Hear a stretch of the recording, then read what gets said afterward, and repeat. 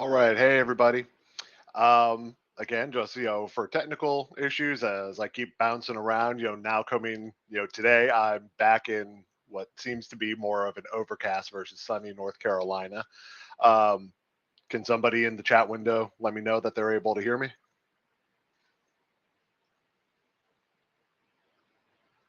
All right, thank you, Jacob, Jordan, Dee Dee, and Emily, everybody coming in. We'll wait here for just another minute or two, just for the last couple folks to trickle in.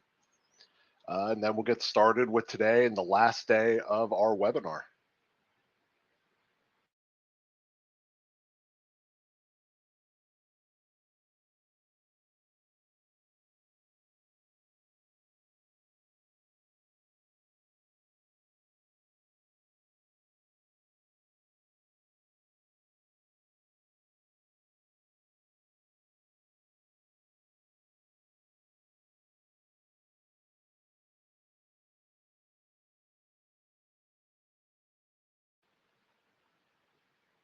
All right. I'm not seeing any kind of new numbers ticking out here. So I'll get started here and everybody will be able to, catch up with us, given be able to follow along with the code. So to kind of give a brief recap yesterday, and I know it was a lot of data that we really went through, but understanding read Pumas, so developing that PK population, that population object that you're going to need to feed in to actually perform the fit, as well as the various macros and the subsets, and part of the actual model block is foundational sort of items for you to be able to start to build a PK model, and really it translates over regardless of whatever platform you end up using. For those of you who may have some experience in non-mem, the individual blocks that we talked about, the things like @param, random, things like this, you could probably tell from your control files, certain subsections which are going to, carry the equivalent level of information. And for those of you who have that sort of experience, or maybe have other non-mem type models, at the bottom and within the code set, provide under additional materials, as well as posted more into our tutorials pages provided at Pumas Labs. There are some examples there in for translating and helping translating non-mem models into Pumas, realizing that non-mem has been considered a quote unquote gold standard, typical since probably the 1980s, sort of carrying around. So again, to make sure you understand too, as we are working through this, what is the workflow, or what are the steps that need to be done. You prepared a data set. Well, the code is there that we prepared a data set. You read in a population based off of that data that you read in. You define a model to be able to actually fit, the structure that you're going to evaluate. And then ultimately you perform a fit. And so yesterday we stopped after really we performed the initial fit, and a very basic kind of model refinement where we based it around being able to pull in the coefficients from our first fit into a second fit, something that you're going to be able to use again to streamline your processes as you're building and developing models, so you're not having to constantly just hand translate and develop vectors of parameters. Which is going to get very tedious the more complicated models that you get, as well as making sure that you know how to fix certain parameters should you have the information and need to be able to make one of these coefficients a constant. So let me switch over here and get my screen shared. And to save bandwidth on here, I'm just going to, again, switch my camera off. And again, as any questions come up, please, continue to use the chat. And I'll try to address those, as we're talking here. So just to orient us, we are kind of finishing up, we're around, in this file number 6 under population PK today. And we're starting around code line 105. So at this point, we have our model fit. We have this extra summary coming from our fit of this PK model for warfarin. And so now we really want to start to dig in and look at the various diagnostics that we may want to use to be able to evaluate this model. And the use of these models are it's always going to be there is no singular like you need to run this exactly or these certain sets of models or diagnostics to be able to ensure and provide some quality estimate.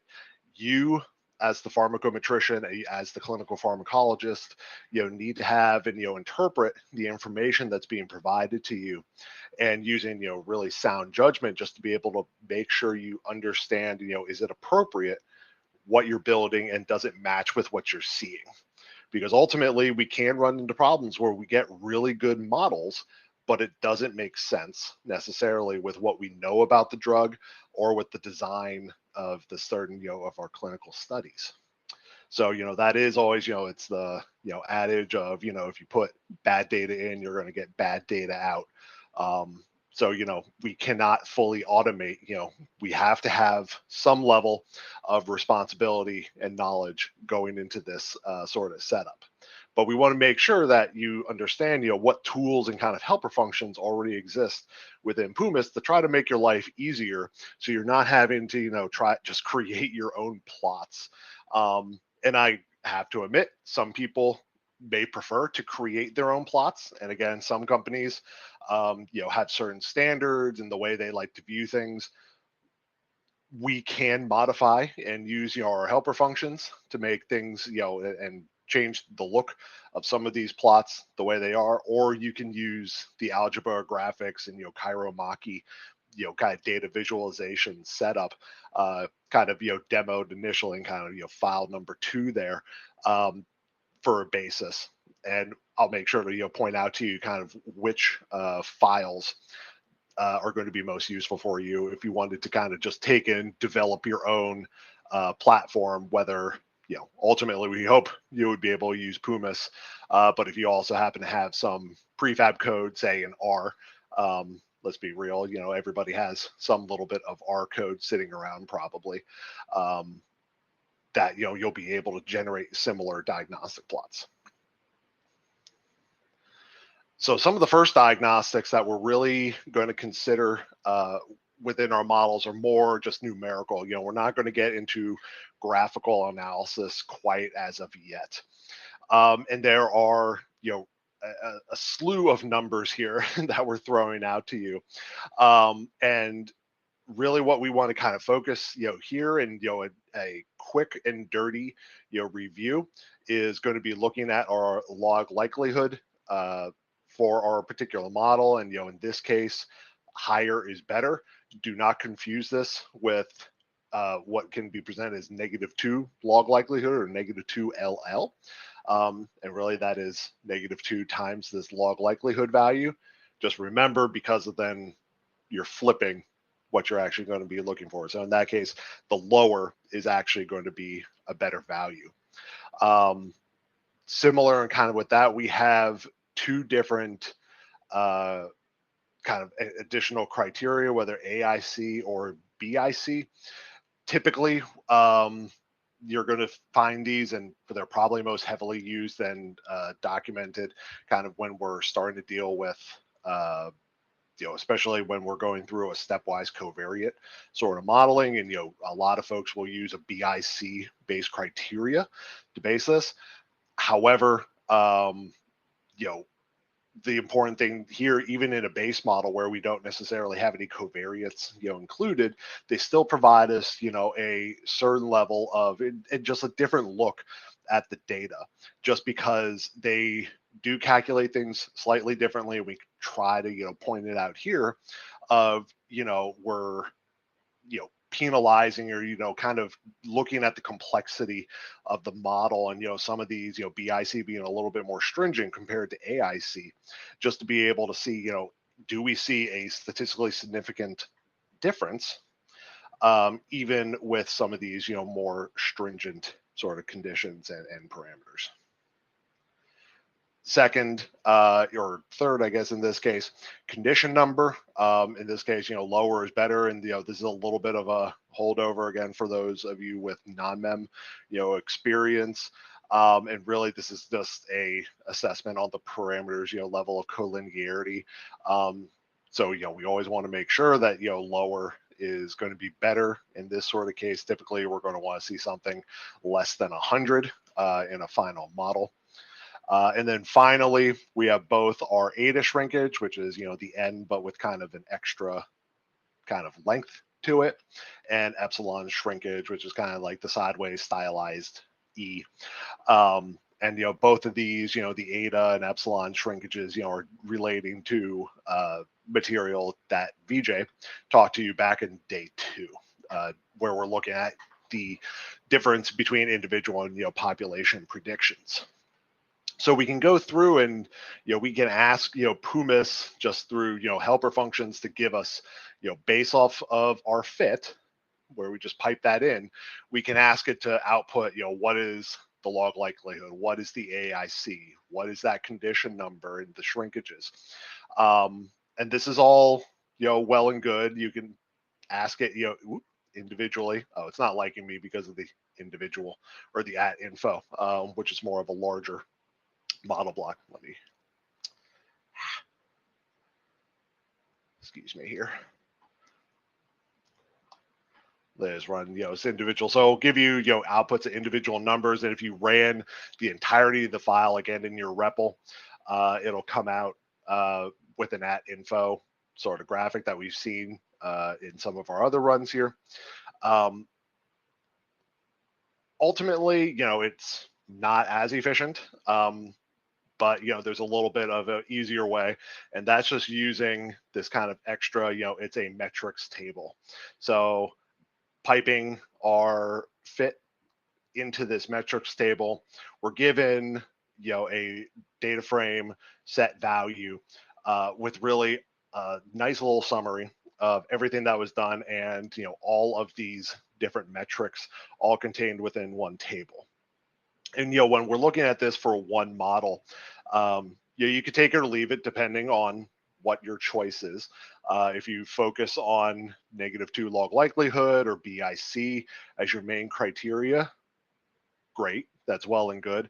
Where this really comes in handy, though, is when we're developing models. So let's use again the example where we may, step 1, we want to be able to compare a 1 compartment, 2 compartment, 3 compartment type model.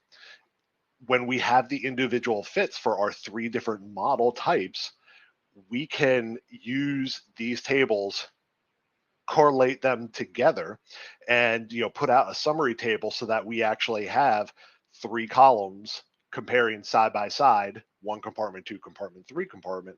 Side by side, we can look at the difference in log likelihood to be able to see, what are the differences in that shrinkage value, and do we end up seeing differences there?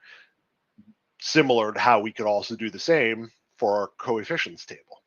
So having both our coefficients table and our metrics table, these are probably 2 of the initial tables and sets of numerical data that we're going to want to look at when assessing our population models. And depending on how many different changes that you've made is going to depend on what we are going to consider statistically significant. Probably the easiest number for you to remember is 3.84. So with 1 change, and we're looking for a change in the negative log likelihood of that value to be able to say that, again, statistically, and like the model fit was better. You may not see drastic large changes in the actual visualizations of the individual models, but statistically, something made a little bit of a difference. It helped with residuals and other assessments of the random variability or other components that we're dealing with in our PK model block. An extra item, once you kind of start moving forward in some of your model types, and something that you could be using or you will heavily use eventually within simulations is actually pulling out your empirical Bayes estimates for these. And we can, again, just pull that, and develop a vector, again, as a easy way to be able to pipe these, values directly into an additional fit without having to manually type this out. Again, 31 subjects, and these are our random variability. So remember that we set up our random variability based off of a matrix, which is looking at clearance and volume initially, and then this half-life, absorbance half-life as its own individual parameter. To have to type out and transcribe each of these for the individual fits, again, transcription error galore. Something going wrong. Did you make sure to actually pipe in the right EBEs from the right model? This is a nice way to be able to actually take this named tuple, vector of values and carry it on through your model development. But really what these are going to provide you are, those individual subject level estimates. And, this will also be carried in, at the inspect file as well, if you want to be able to output this with all your other residuals and such. And we'll come to that here in just a second more when we get into the graphical analysis, just because these similar values will also be output in a more classical data frame like structure. Similarly, it's always, important just to be able to think about in terms of our, kind of individual fits. It's always possible, in this case, we have 31 subjects within our data set. Well, maybe 2 of them are really kind of outliers compared to the rest of the group. And sorry, I'm just noticing your message here. When I ran the line of code in the metrics table, it worked, but it only displays the headers. 18 rows are omitted. I don't, hold on. So is it looking like this, Olivia? And with that, you may just need to draw up your REPL so it has more space. It's omitting that just because it only has this small amount of space based off of how large you let the REPL. If you drag it up to give it more space and rerun it, you'll give it space. So similar, like here, I'll crop it off and there. So like, ooh, it's fitting it there, 7. So that's, a good important point with there, when in doubt, if data are being omitted, either you can increase the size of your REPL to make sure that, it fits, and, using control plus minus to adjust your own, zooming out sort of, situations, here. Or remember that when we're generating all of these items and, saving them, if you go to your Julia tab, similar to how you have your data frames saved up, things like this in metrics is saved there, and you can always pop it up in the VS Code space as well on its opposite side, so that it pops out more here and you're not having to view it, within the REPL itself.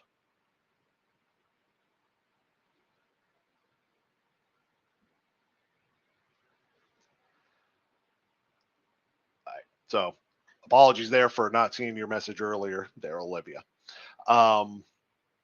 So to kind of jump back into here, we always want to be, cognizant that, in real world data,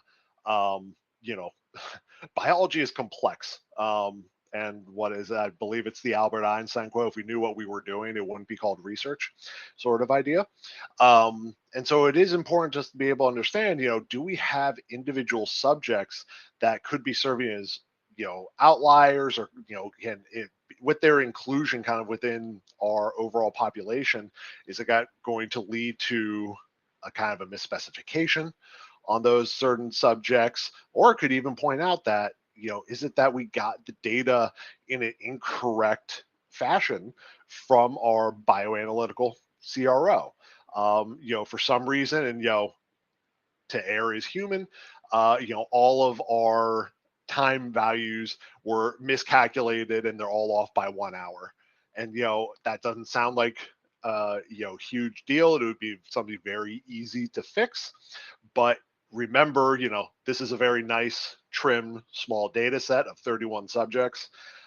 When you reach kind of an NDA stage where you're going to be, submitting, a final, population, PK model, potentially, you are, dealing with hundreds of patients, and trying to, you need to have a way of quickly identifying, potential outliers, or, those who are influential and, really influencing your population model. And so one way to be able to look at this is, while we use negative log likelihood as a numerical diagnostic, for our model, we can find that same, log likelihood for individual subjects and define that as well. And so that is used through the find influential helper function. And ultimately, it's going to give you, a nice, just vector to be able to put it out. What I like to be able to look at this is, it's going to sort it initially just by value. So it's not just necessarily by ID. But if you look at both ends, again, we're kind of cut off here just based off of the size of my REPL. But it's letting us know, first of all, none of them are NA.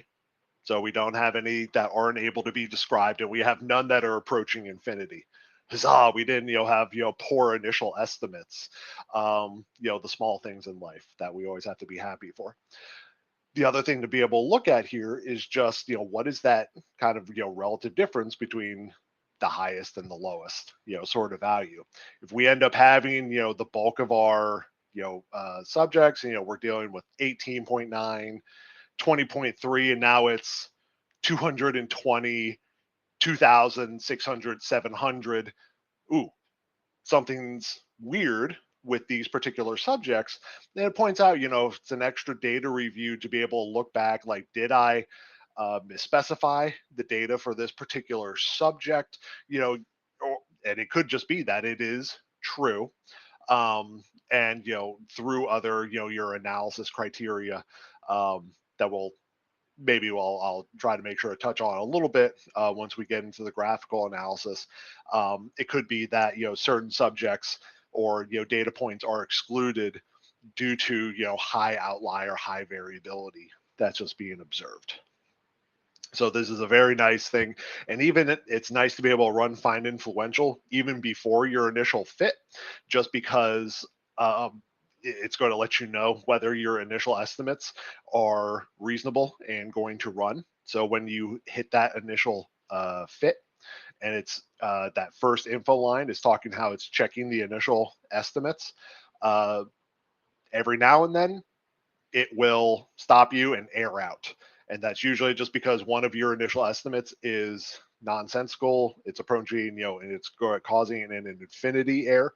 The statistical models are not able to coalesce and kind of fit the data. So that is a quicker way for you just to be able to check, is it all the subjects? Is it just a handful of subjects? And let you kind of be able to play around with your initial estimates and do kind of a quick check just before jumping into a full fit. Again, with this kind of small model, it's not a huge, deal. It's taking only, about 3 to 10 seconds to be able to run this model. When you're getting into complex models where it's up to 4 hours long, you don't want to, wait 15 minutes and then have it tell you, oh, by the way, we're not going to be able to, perform your fitting for this error.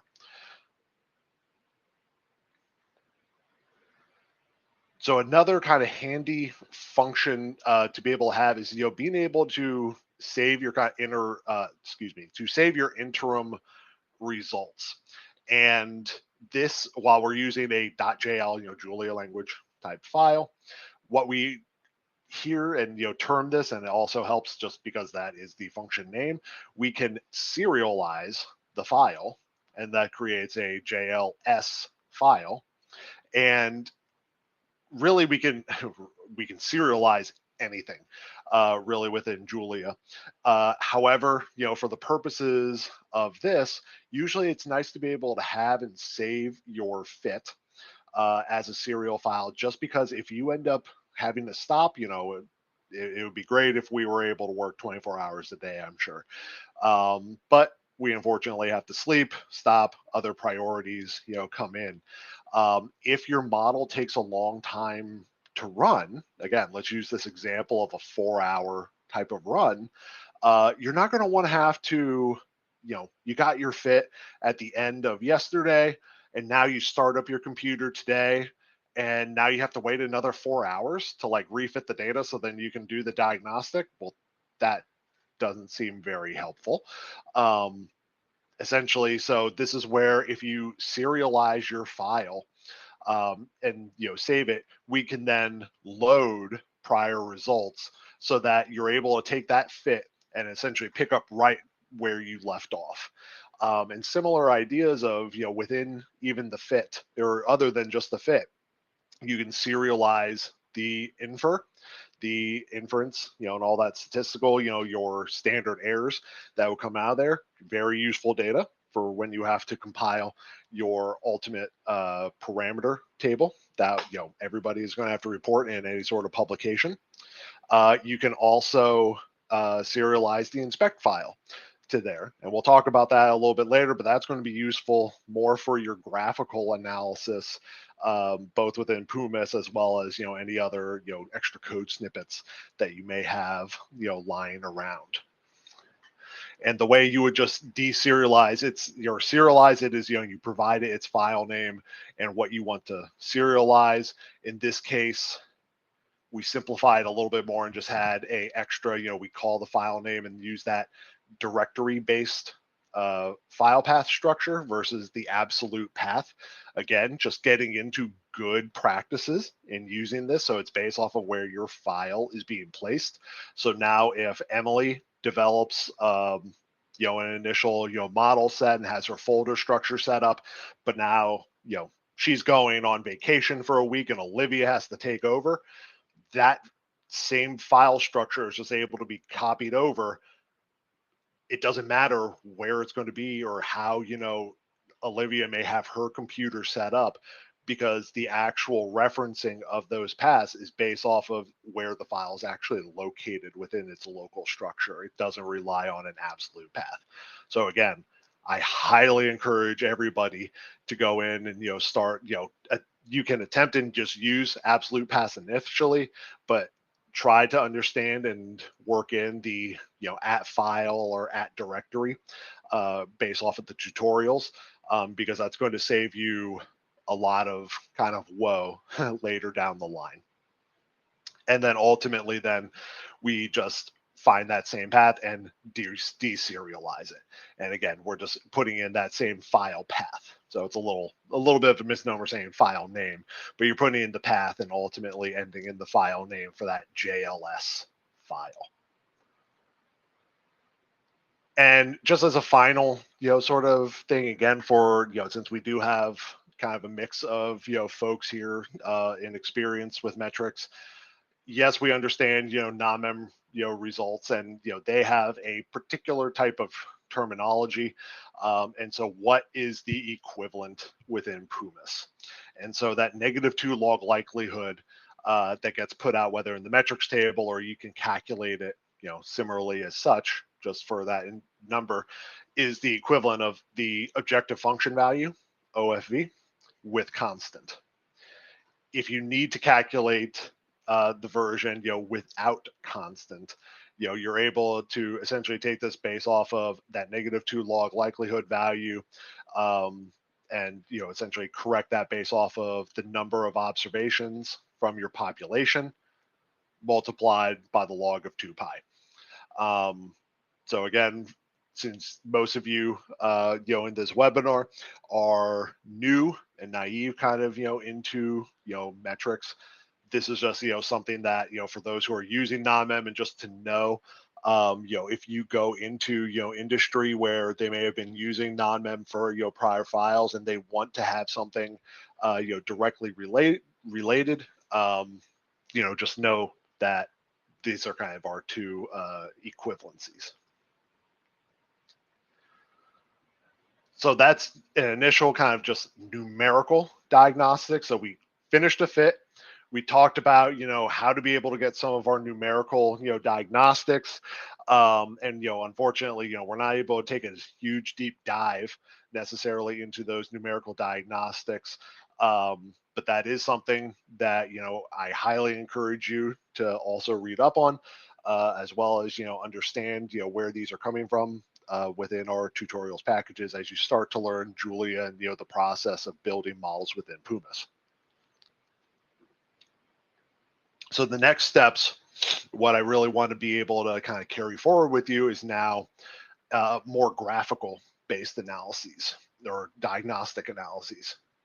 So we're using the same model fitting, and you can rerun this to be able to see all the info, sort of lines if you're that interested. It shouldn't take too much longer. Just know it's going to run each of those fittings again. Not a huge issue, as I think it takes about 10 seconds to be able to fit each of those individual models. Again, it wouldn't be nearly as much if we had a 4-hour fit model. But the first thing that we need to kind of work on and understand, before going into kind of more these standard graphical diagnostic plots, is where do we get the data to actually plot these things? And so that is going to come from our inspect file or our inspect function. So just to kind of, keep beating this into your head and, think about, additional workflows, when we have our initial fit, what are we going to want to look at numerically? We'll have our COEF table to be able to look at, the coefficients that are being estimated. We have our metrics table that is going to give us, more of our negative log likelihood, some of our statistical, items, as well as our shrinkage values to let us, hear or understand a little bit about the variability and, how much of that I'm not able to use English today, how well they're able to be estimated. And then we're also going to, start going into, we want to use and infer too, to be able to look at, the confidence interval standard errors around each of the coefficients that are being estimated. And then really finally, the inspect. So if you think about, these are kind of the main big four, really for any fit, evaluation that we're going to run through. We're probably going to, have a line to generate for each of these, 4 items. And, again, depending on what it is that you're evaluating, whether you're evaluating the number of compartments, the RUV type, where you're placing inter-individual variability within your model, will just depend on how many different lines that you may have. But just so that we can see this inspect file, this is, going to create, so let me also be clear, the inspect function creates this fitted Pumas model inspection. So again, it's this type of, object. It does not give us, a data frame, something that is able to be used in kind of regular outside, plotting devices. For that, we just need to convert in data frame. So it's a data frame of that inspected object. And so whether each way, usually I do like to make sure to have the actual inspect object as its own saved item. Again, we use that more as be able to shorthand versus, it's also exactly the same way as if you just put it in, itself. And then if you need to, to be able to visually inspect it or to be able to look at the data, within kind of the VS code space, data frame sort of space. And we'll pull it open just to be able to take a quick peek at the data that's being contained here. So for those of you who may have played around with the code a little bit more, this is going to look a little bit more like the data frame based off of the population object. So we have our ID, time, event ID, concentrations, all of our kind of dosing and observation data, the covariates that we piped in also within through read Pumas. And additional items are being added in terms of the time after dose, or TAD, again one of these kind of fairly standard items. But as I scroll over here, these are kind of the important values that start getting added that you're going to find benefit that are held within the inspect file. So the first is that population predicted concentration and the individual prediction based off of again concentration is defined as what we put within our PK model. So this is going to be important, especially those individual predictions, to be able to plot that to make sure that, well, we have our observed data points. We're going to want to make sure that, well, is this structure actually aligning with the observed data? It could only make sense, right? And hopefully then the population prediction also, is going to align and, look similar and, kind of coalesce with the observed data. We also get the individual values for our random error. So you'll notice, for each of these, individual subjects, again, I'll try to, just to show, highlight where it swaps to a different subject, just so you can see that, that EBE, that, and again, these are our EBEs that we already looked at and, had that name vector or name tuple, excuse me, a vector carried over. This is also another area where it's contained and, it's put onto each line. So again, it is available regardless of, what you may be looking to kind of compare across. Additionally, we have our weighted residuals and individual weighted residual data, and this will come up, both for our graphical analysis, and I believe VJ talked to you a little bit, but those residuals, are put out here, and again it differs based off of each time point, and ultimately also then at each of our dosing lines, we're going to have the individual predictions for clearance, volume of the central compartment tabs, each of those individual main parameters found within the at pre-block. And finally, actually, you end up seeing both, whether for our lag or actually our depot and central compartment, what its value is being considered based off of the model over time. So all of this, there's quite a wealth of information that is containing all of the actual individual fit data and the population fit data that we can now start taking little bits and start comparing the different columns to each other to make an assessment for the diagnostics. And probably the most standard and most common of our graphical diagnostics is just termed a goodness of fit diagnostic plot, and we make a nice little helper function here with goodness of fit, and I will fully admit, while if we just put that in and import our inspect object, we end up getting this plot of our observation versus population prediction, observations versus individual predictions, and our weighted or individual weighted residuals versus time or the individual prediction. So really kind of the main four of the main graphical analyses that we would want to be able to look at.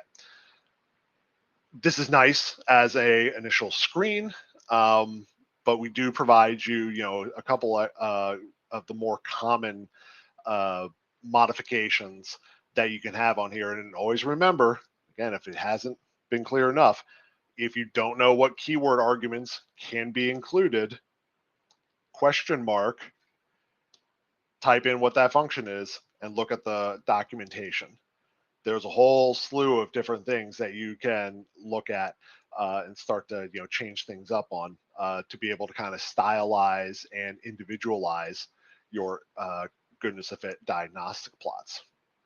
And from here, what it's going to assume based off of initially just whatever your kind of dependent variable, in this case, in our PK model, we call that conc.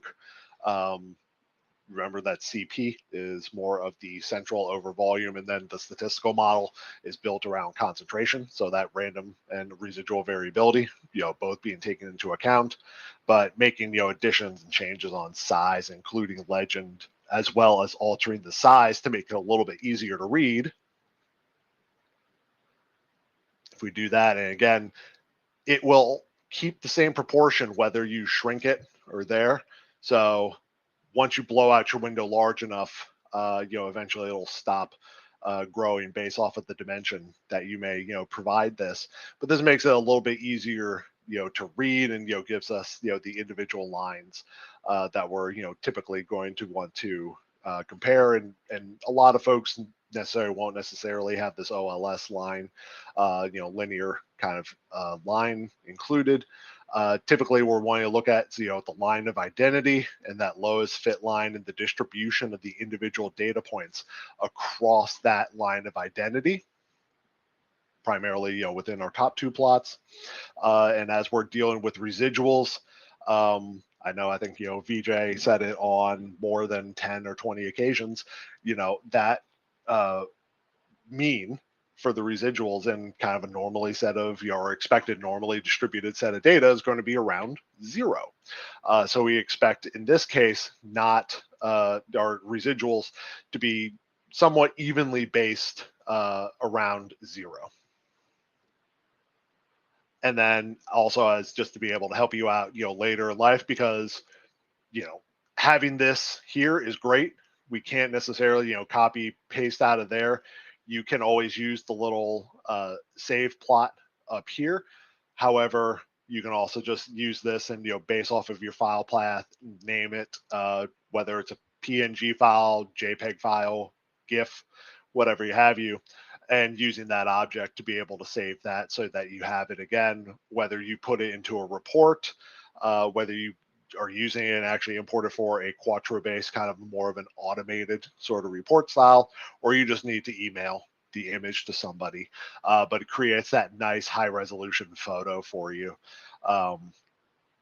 And just know that also too, if you didn't want to have individual or this kind of combined plot, the individual plots can also be made, and they each have their own helper function that you're able to look at. So it's able to blow it up, just give you a little bit of a better, and again, similar keyword arguments can be used to same stylize and look at these individual items just as individual fits, again just based off of personal preference and or particular needs for your report, PowerPoint presentation, what have you.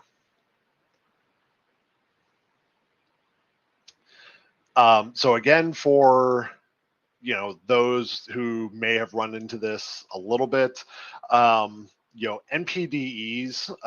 and the application of these is a little bit.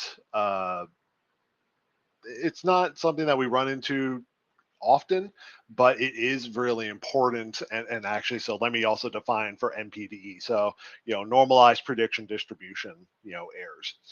Where we are going to use this most commonly is really where we just have a very sparse amount of data available.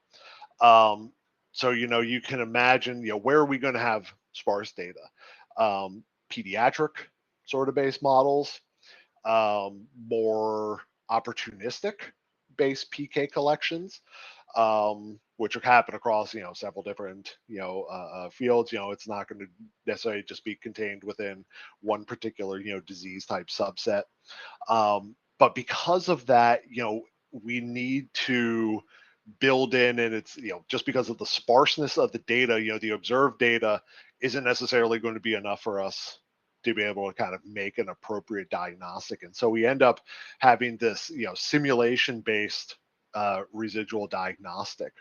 So that's where, there's just an extra, keyword argument where we specify, the number of replicates that we want to have. And, so that's this NSIM. So in this case, we just use 100 for the purposes of, quickness, just for this particular model. And again, we can generate this as a data frame. It gives you the exact same, data frame coming out of it. However, now we also have these NPDE values, and I will jump over so we can actually take a quick peek. And let me actually use this as an opportunity. So we have this image here. I got rid of it. Ah, man, I wanted to look at, my images again, or look back at there. Plot Navigator, that's under this Julia tab. All of those plots that we had are saved here. And so all you have to do is just click and it'll bring them back up. Because nothing's worse than having to go back and just, creating them. But so again, that Julia tab is a wealth of information to see, everything that you've done in the past. But now I digress. Sorry, I know I go off on little weird tangents here. But ultimately what we end up having is, the addition of this NPDE concentration and concentration EW res added through the calculation, the addition of this NSIM. And really that's not going to change things too much, but what it is going to alter, it's going to recognize automatically that you used this sort of method based off of those columns being present. And so now instead of the weighted residuals and individual weighted residuals, we have NPDE based diagnostics, included, and whether that's against time or the population predictions. And again, if you want larger individual ones, those do exist on their own as well to be able to, see a little bit, this slight wobble, but again, it's all going around that same zero line. So it's a nice distribution, especially, for this warfarin model, which is this kind of really a final base model. It's a nice specification.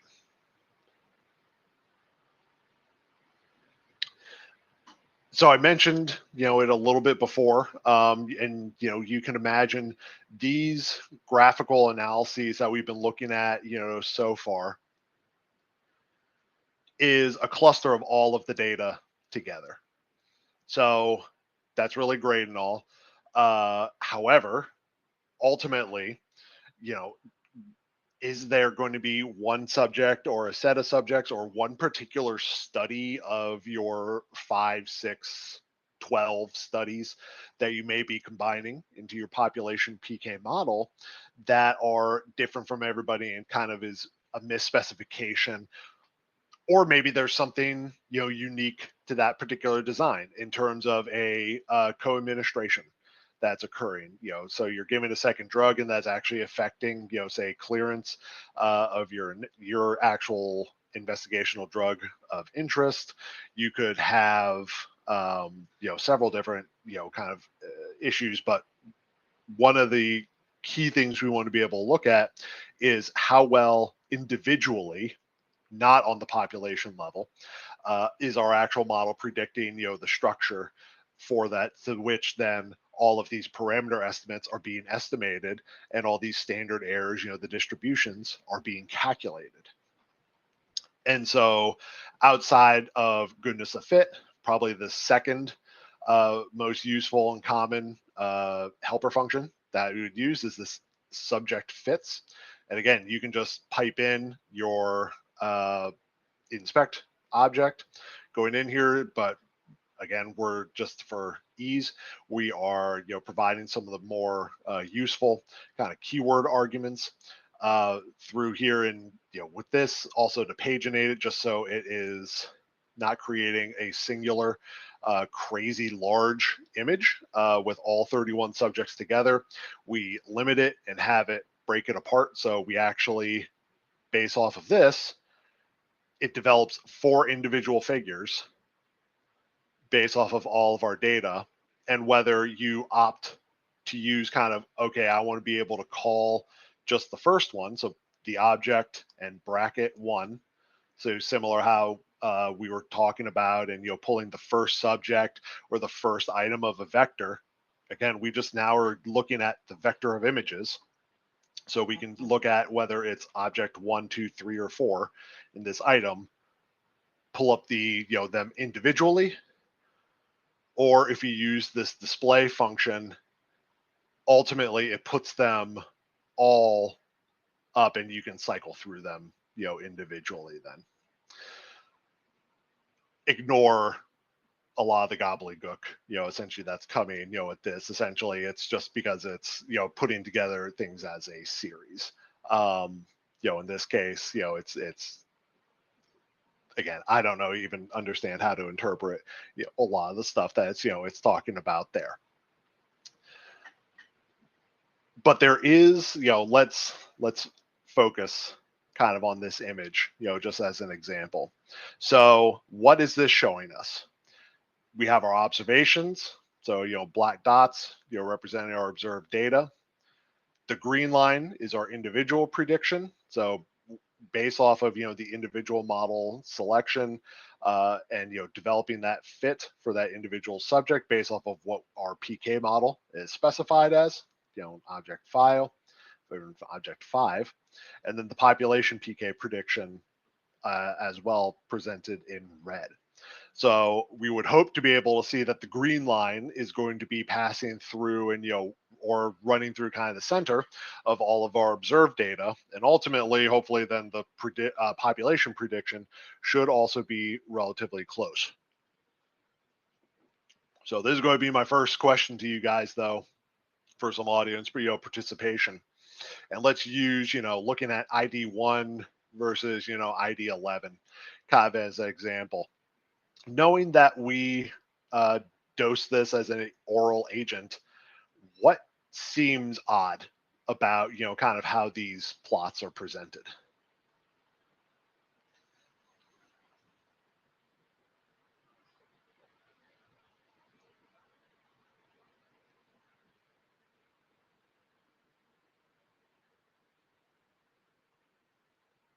And I guarantee you're going to be overthinking this. Don't think too hard.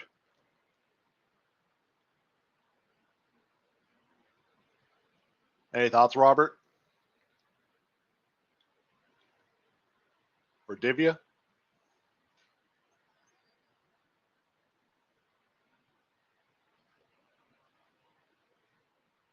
So if we were to administer a drug, and just to even give you see more earlier time points, bingo, thank you, right on. So ID11 kind of has a much more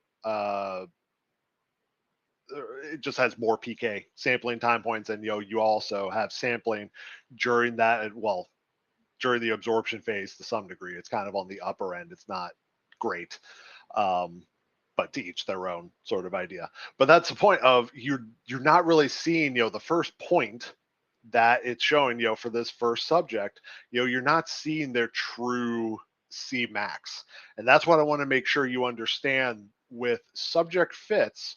What it's doing and what your fit in that inspect file provides you is the population prediction and the individual prediction, so the pred and IPRED, at the same time as observations. So it's not showing green dots or blue dots where those are occurring, but the only dots that you're having, they're matched times to where your observations already exist.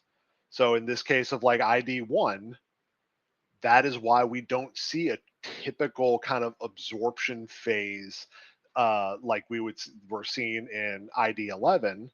And that's just because we have more time points earlier for evaluation.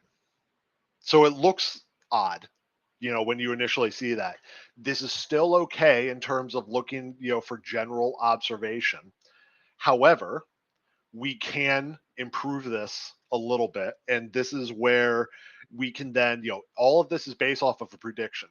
All of those EBEs that we or that were calculated within our individual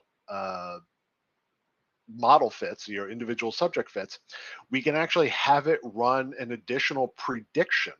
So instead of just doing the inspect file and basing it off of where the observed time already exists, I know I'm kind of jumping ahead, or actually, oh bugger, I might have accidentally removed it.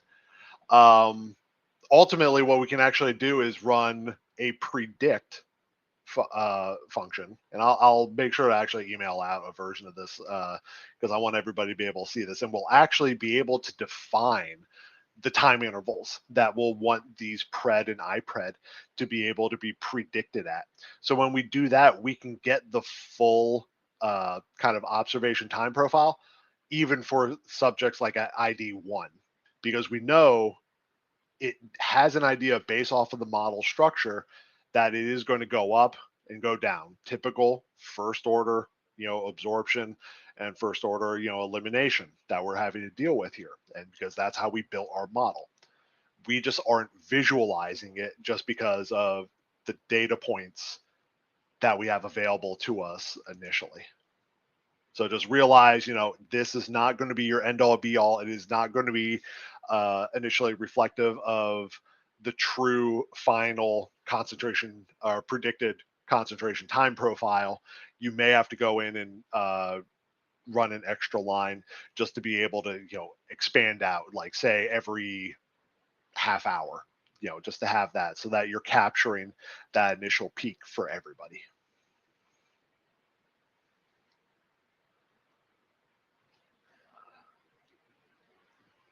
And I know I can't remember who brought it up and talking about covariates.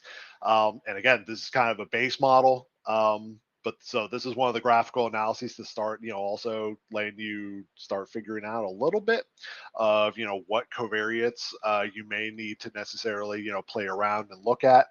So we can look at the distribution of our EBEs just to be able to see how normally distributed they are.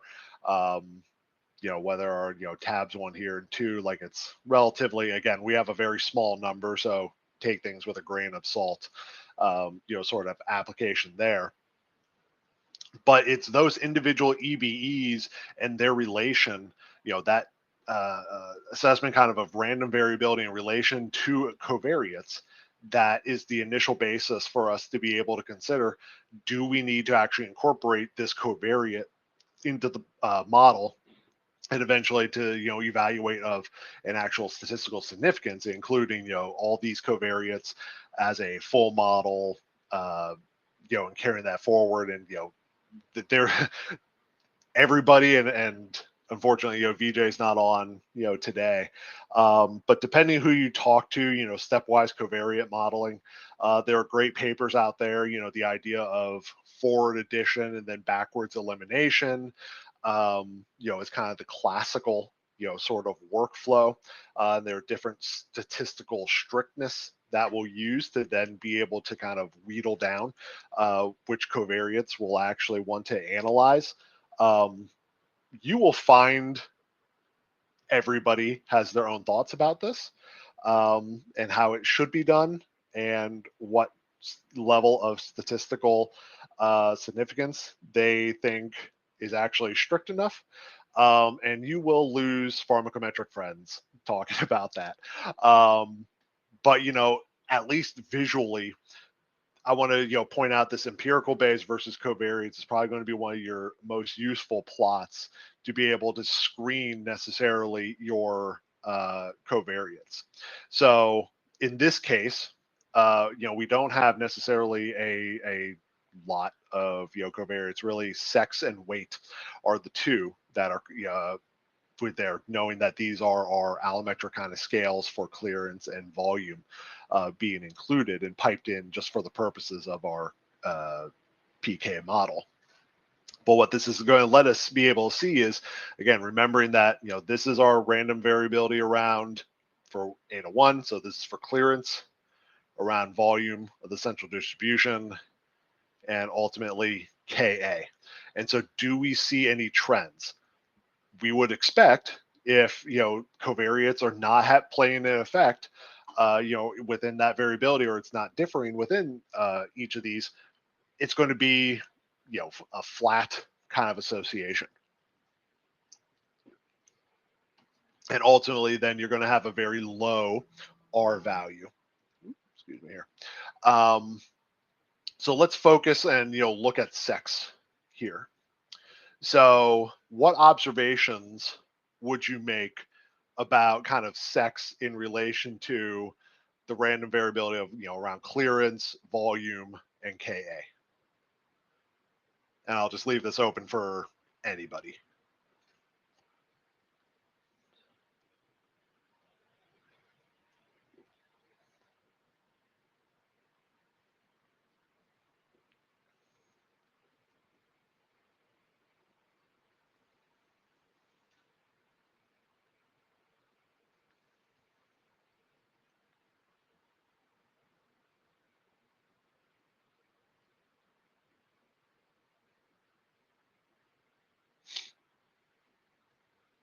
Or maybe to drive people through this, what do any of these, the distribution of the points based off of whether, in this case, sex is 0 or 1, based off of male or female, does it seem even that the covariate, is the same regardless of whether you're male or female for all three of these? Wider distribution with 1, is that just overall, or is that for any particular row?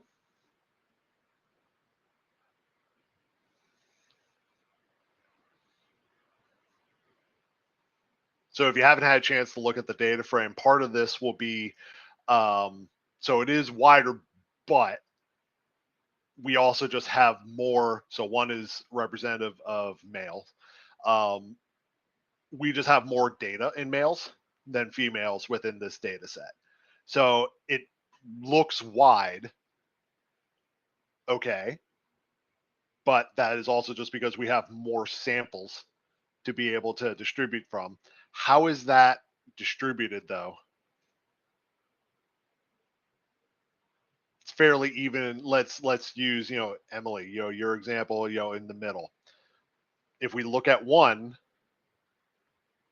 this is fairly evenly split across 0.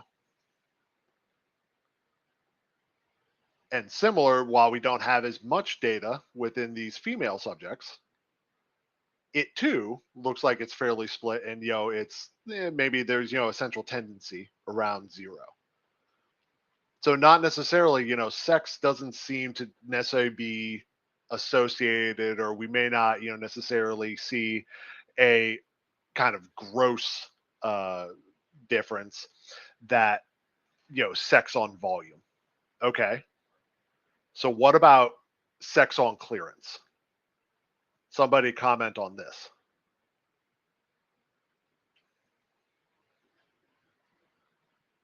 So this top one.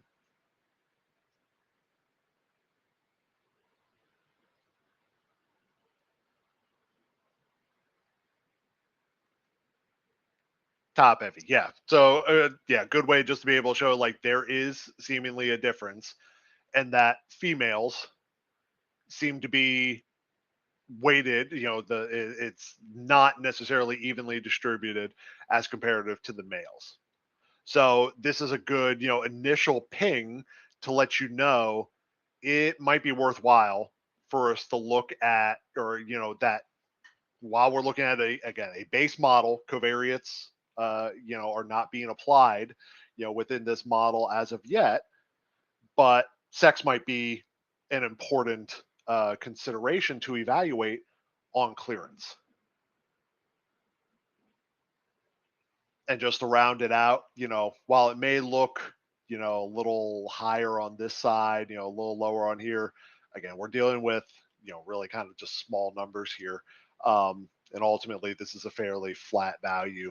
I would not be too concerned about here to say sex on Ka, or in this case, the absorbance half-life, which we're converting into Ka, or absorption rate.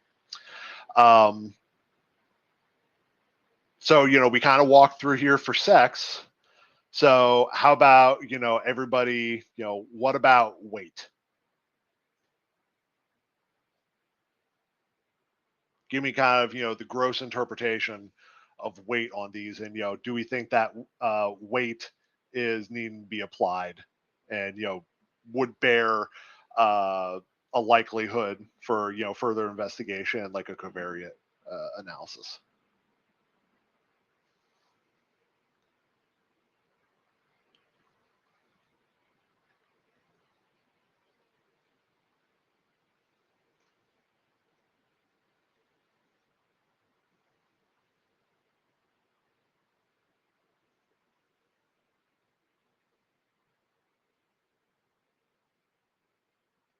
So some of this should be a little strange. I know a lot of you said, whether 4 or 6 for statistics. So, you can use the R values to help you quickly kind of scan and interpret these, just to be able to kind of look and then kind of, make a relative comparison. Ultimately, we're seeing, well, we're comparing, a categorical, more covariate in sex. Weight is more continuous.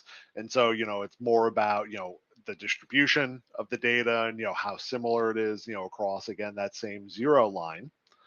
And, it's something that could, it's always good for us to be able to evaluate weight.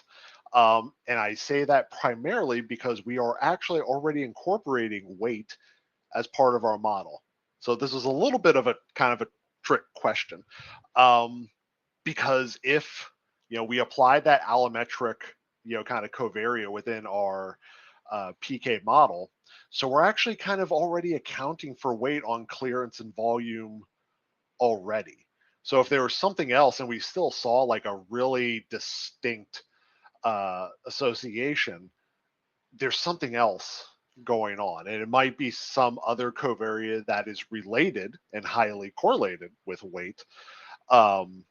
But so those purposefully to be a little bit of a trick question for you, because we're really already incorporating weight as a more structural component, not necessarily as its own, as a covariate, same like we would maybe consider albumin or, an AST, ALT level, kind of considerations.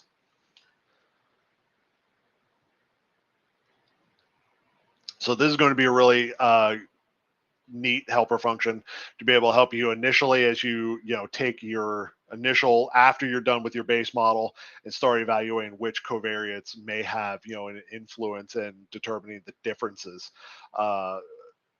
presented within your overall PK population. And similarly, you can paginate that to be able, especially when you get into these larger data sets, you could have all of your lab values piped into your PK population.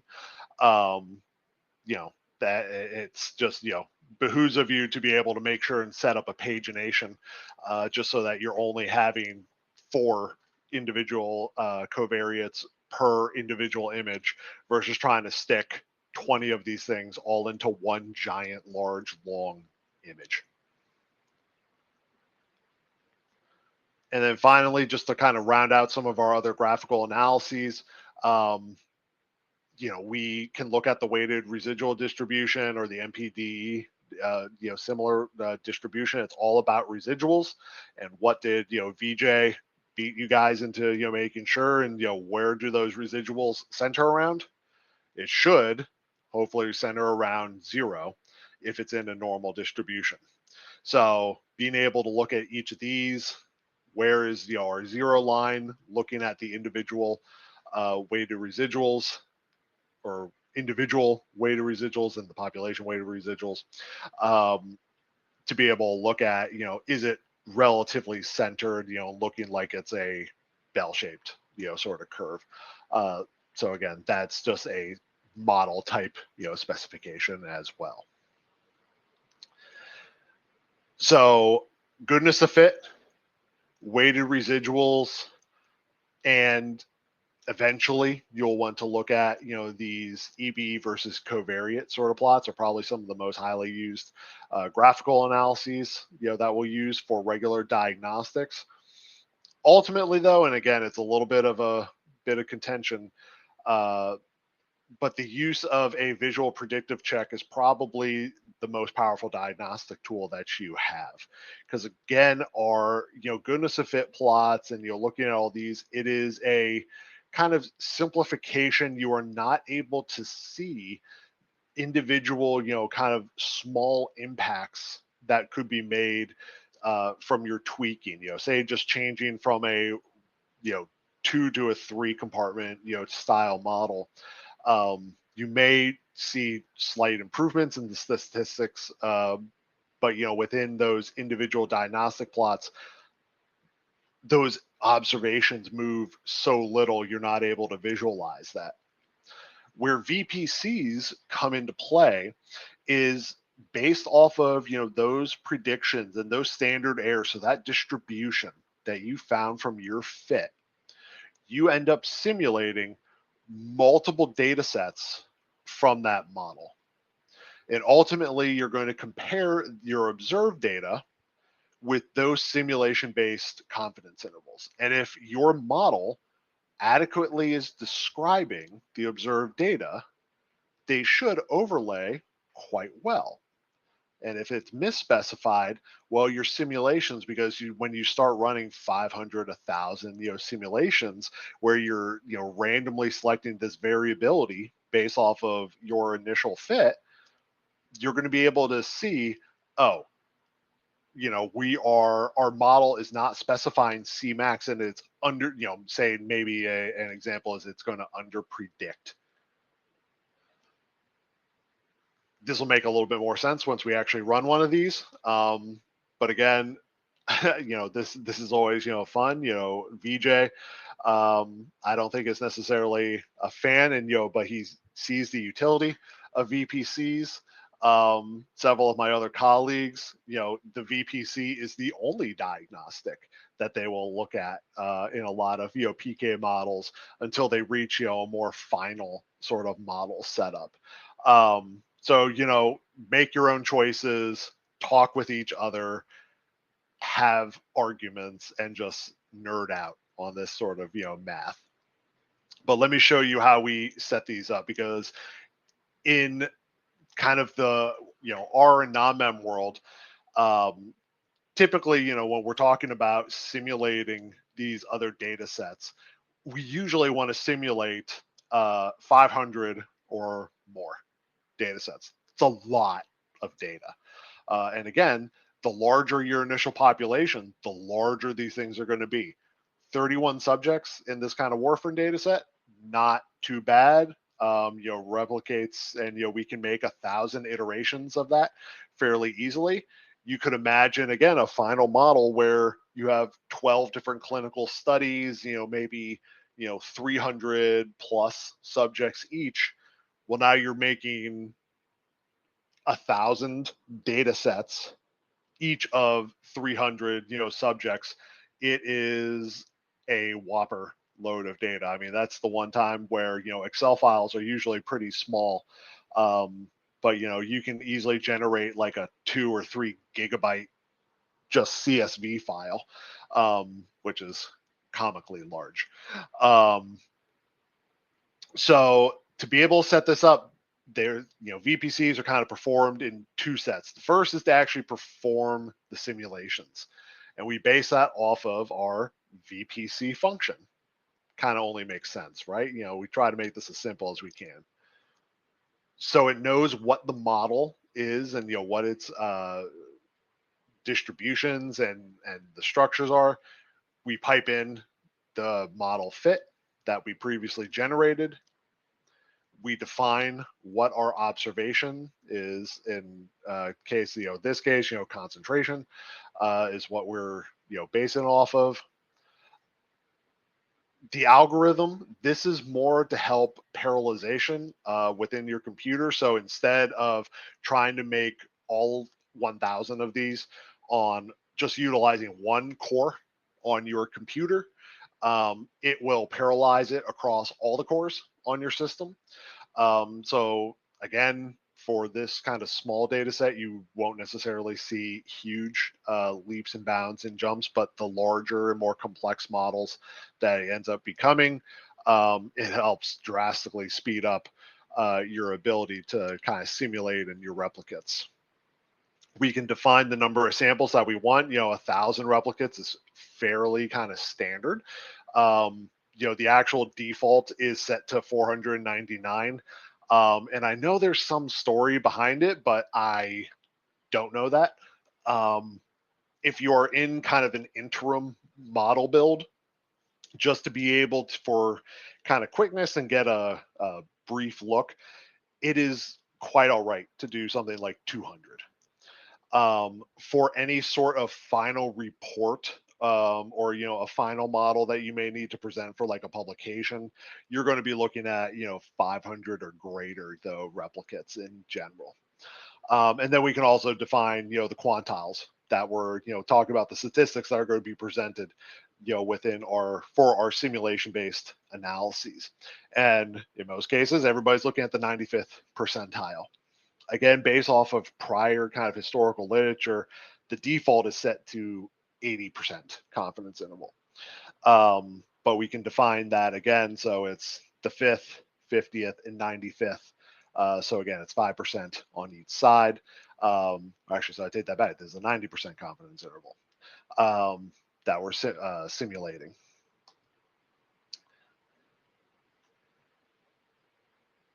And so Pumas is able to, figure out based off of, what you're trying to do. And, you get a little bit of a counter kind of occurring down here at the bottom. So just to give you the idea there, maybe 10, 15 seconds ultimately came by and we generated 1,000 different data sets based off of there. Like this is super fast. And even within R, we're running, much faster. So this is giving us, now we just have kind of this VPC object. You can, export and, it's possible for you to be able to make a data frame out of this, but ultimately we care about the plot and, visualization. Folks, you may have heard of Tidy VPC. And again, I'm just letting you know that name just so you have heard it before, just because I know in industry there are those who are just stuck in their ways, and that is what they like to use to visualize it, because that is how they are used to seeing a VPC represented. But ultimately, you can use the VPC plot, and you pipe in that VPC object that we just generated, and a couple of, again, some more common customizations, just to be able to add some extra nicer labels for our X and Y axis, whether we're showing the observations, and that's just more of a how cluttered is your plot necessarily going to look, but otherwise just looking at the figure size. But let's run this and walk you through what this plot looks like.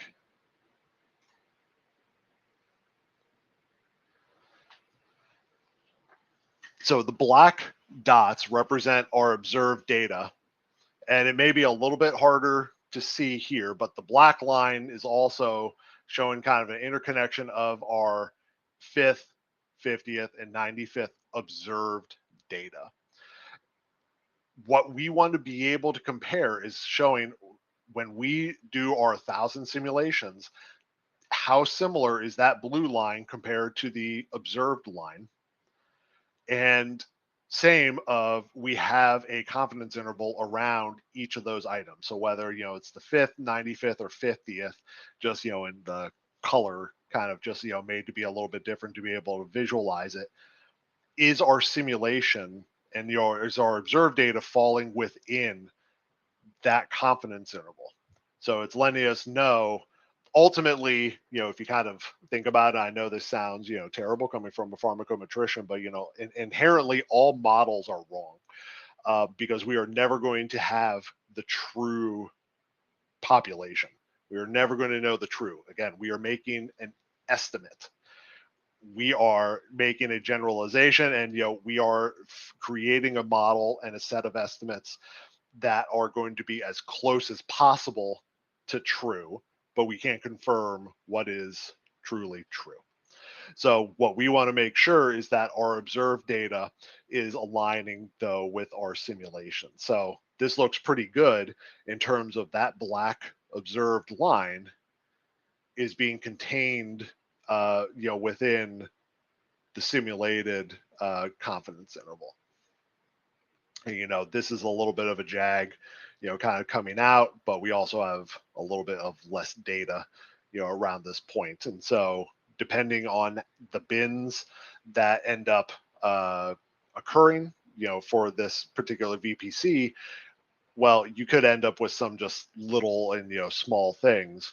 So with that kind of in mind, we do have some, additional options, considerations, to help us understand our data a little bit more. And the first here is, this is looking at the full population together. We, partially looked at this to be able to say, it's like, okay, well, we know in our data set, we have far more males than females. Or, another good example for this would be if there was food effect. We'll run a study with and without a high fat meal to be able to see whether, that is going to cause some sort of Tmax shift or, a change in the overall exposures. Knowing whether, is it, any little oddity that's occurring within your VPC, something that may look like, is our model really misspecified and it's not adequately describing the observed data? Well, is that based off of a particular subset? Is it describing, again, most of the data is male and it's the females in this case? Maybe that would be misspecified. Or in that case, that the food effect is not adequately being described in your model and how it's specified. And so those data are being misspecified and it's causing the overall model to look odd. So it is important, for things which, maybe carry some level of significance or difference, you can include a stratified by and, based off of that covariate. So in this case, we can set up the VPC to stratify then by sex. And again, now it's developing 1,000 subpopulations based off of just the males and 1,000 based off of just the females. And again, we can plot these out. And so you get this, side by side, sort of plot. And so this makes it a little bit, more obvious in terms of we have a lot more black dots in sex equals 1, the males, compared to sex equals 0. And so, our observed data are fitting, pretty well, within our, male data. And considering, for, the limited data that we have within females, well, there might be some misspecification going on because, this observed data, our simulation is, ultimately showing, to be higher and kind of more variable on this upper end compared to this lower end. And so, again, this kind of points out like it might be worthwhile to look at sex, within a population PK model.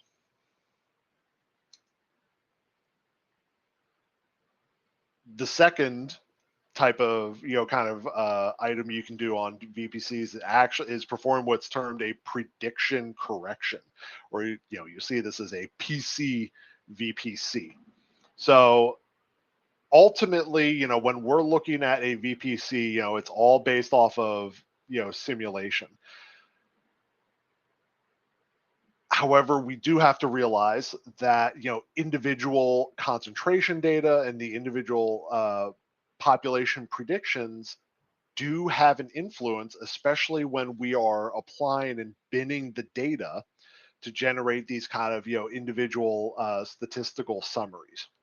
So really the purpose of this prediction correction is to be able to kind of normalize the data based off of the median population prediction for any given bin or group in this case, too, because we're, in this case, we're stratifying out. So what that is going to do is going to help remove any influence that the choice of the binning will have on the VPC. So you can play around and, we let, in this case, Pumas define what that bin size could be. You can actually define the bin. Again, keyword arguments. What are we going to, what are our options? It's question mark it, VPC. And we can see, all those, different things. So we're talking about prediction correction now, and it's set initially to false. We'll make it true here to let it, perform its own version. We can define that bandwidth to be able to tell it with the bin. And again, if you don't know what you're doing, don't tinker around with that too much, just because you can really influence and kind of bias your analyses. But just by, in this case, we're saying prediction correction to true. So we're kind of letting this, population prediction or removing, this influence of the bin, would base off of correction. And we'll replot this, the main data. And let me just kind of flick back and forth. So we have our initial data. And when we actually predict prediction correction, well, first of all, our outlier, disappears. So it's just showing, that correction, for that influence, it was affecting how we were visualizing, our simulations and, the statistics that were being computed around it. So it's important, realistically, if you do a VPC, I would probably make sure you run PC VPCs where possible.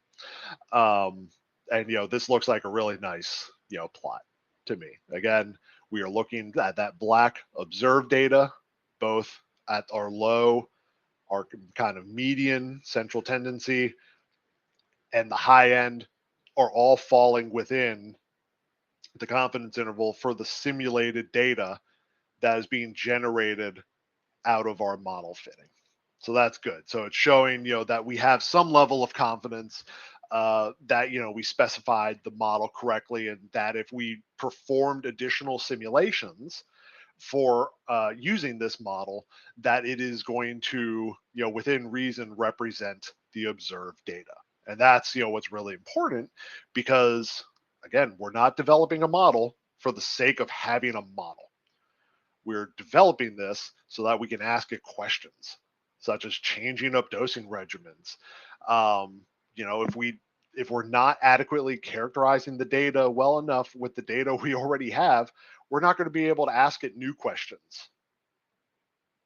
Makes sense, right? So that is really, sorry, go over how the prediction correction works again. So the actual, I'm fully going to admit, Emily, I'm not going to be able to give you the full math behind that. But ultimately, so let me see if I can put it a little bit differently. So individually, when it is figuring out, you can kind of, a good example, you can kind of see this jag here. It is, the VPC is creating a bin, and it is figuring out the statistics and kind of the distribution of the simulation from this time 0 to time, I don't know what this might be, 5. Let's just say it's 5. And what we want to make sure is to remove any influence that the choice of, it shows, that particular bin width, regardless of, of these kind of concentrations.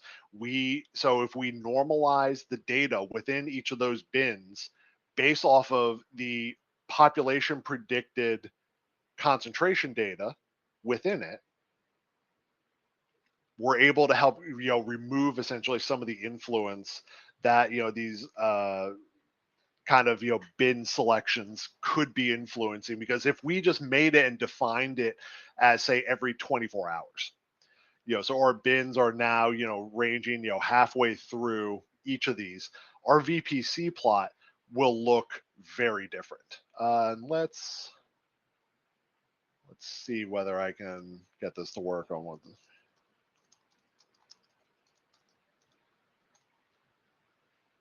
Let's see if this works. And let's just, just be able to visualize the difference.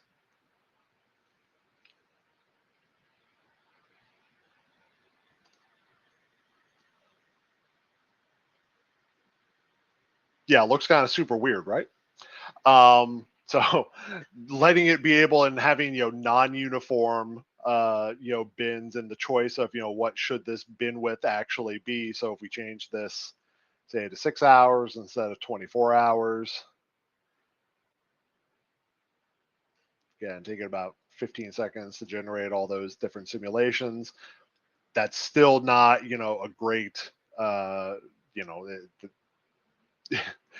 bin selection, is influencing, again, the statistics, the fit, how we're able to, visualize and interpret this. And if we just get rid of it again,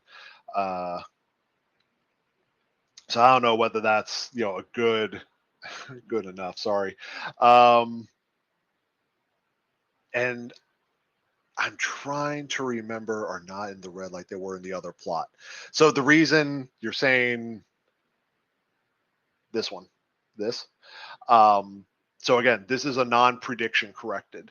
So the influence of, how it chose the bin based off of these data and not taking into account necessarily the prediction derived concentrations within that individual bin. It isn't normalizing based off of the population concentration data that it's able to simulate, which we are taking into account here. So that's where, sorry, around the time 50 or time 50 hour, sorry. Like they were around 50 hour, was it there?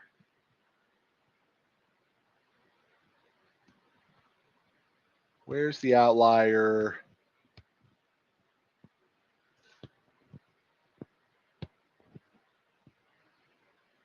I'm trying to see where there's an outlier, like time 50.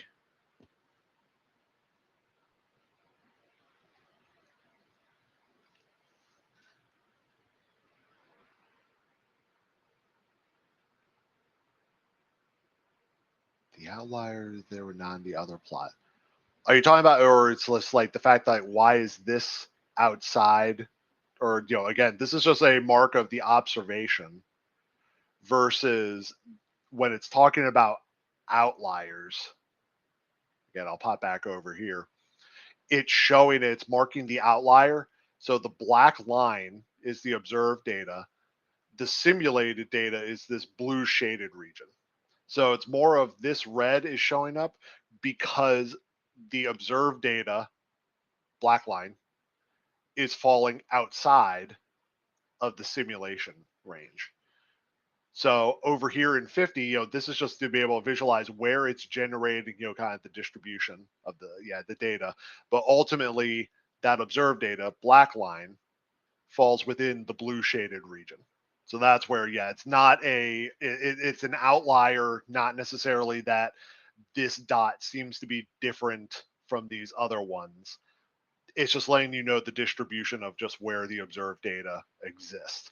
So that's actually a lot of folks, and again, this is one of those contention sort of items, and with VPCs of, well, if you are actually describing your data well enough, you should be able to run this and plot it without the observations.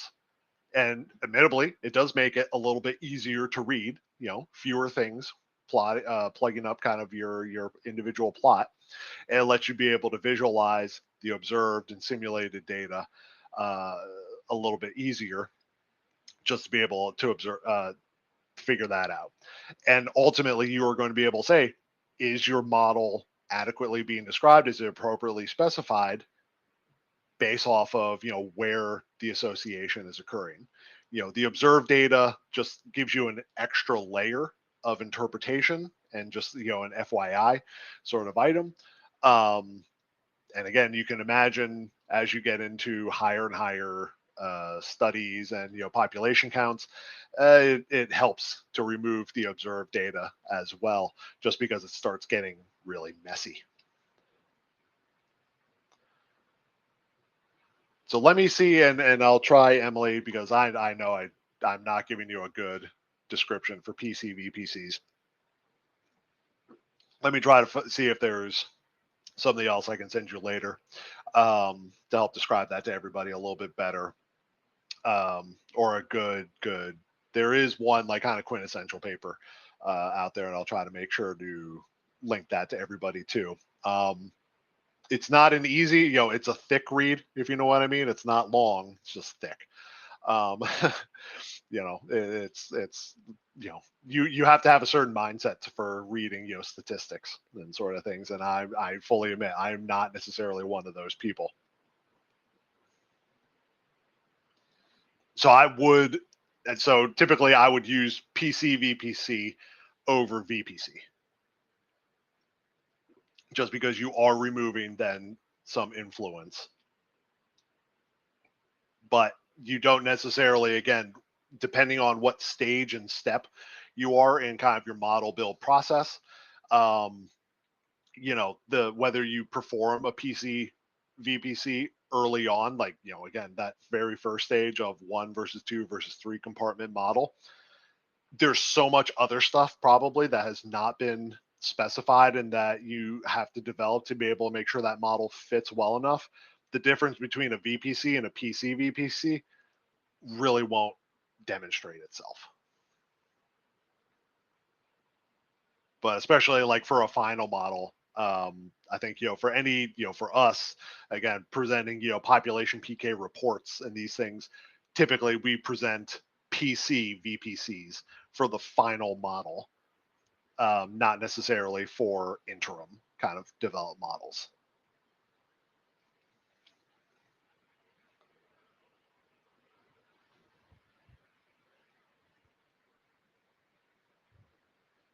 So the last thing, and this is a little bit shorter, luckily, just for oh wow, we only have like 20 minutes left. Holy cow, I'm just talking everybody's ear off here.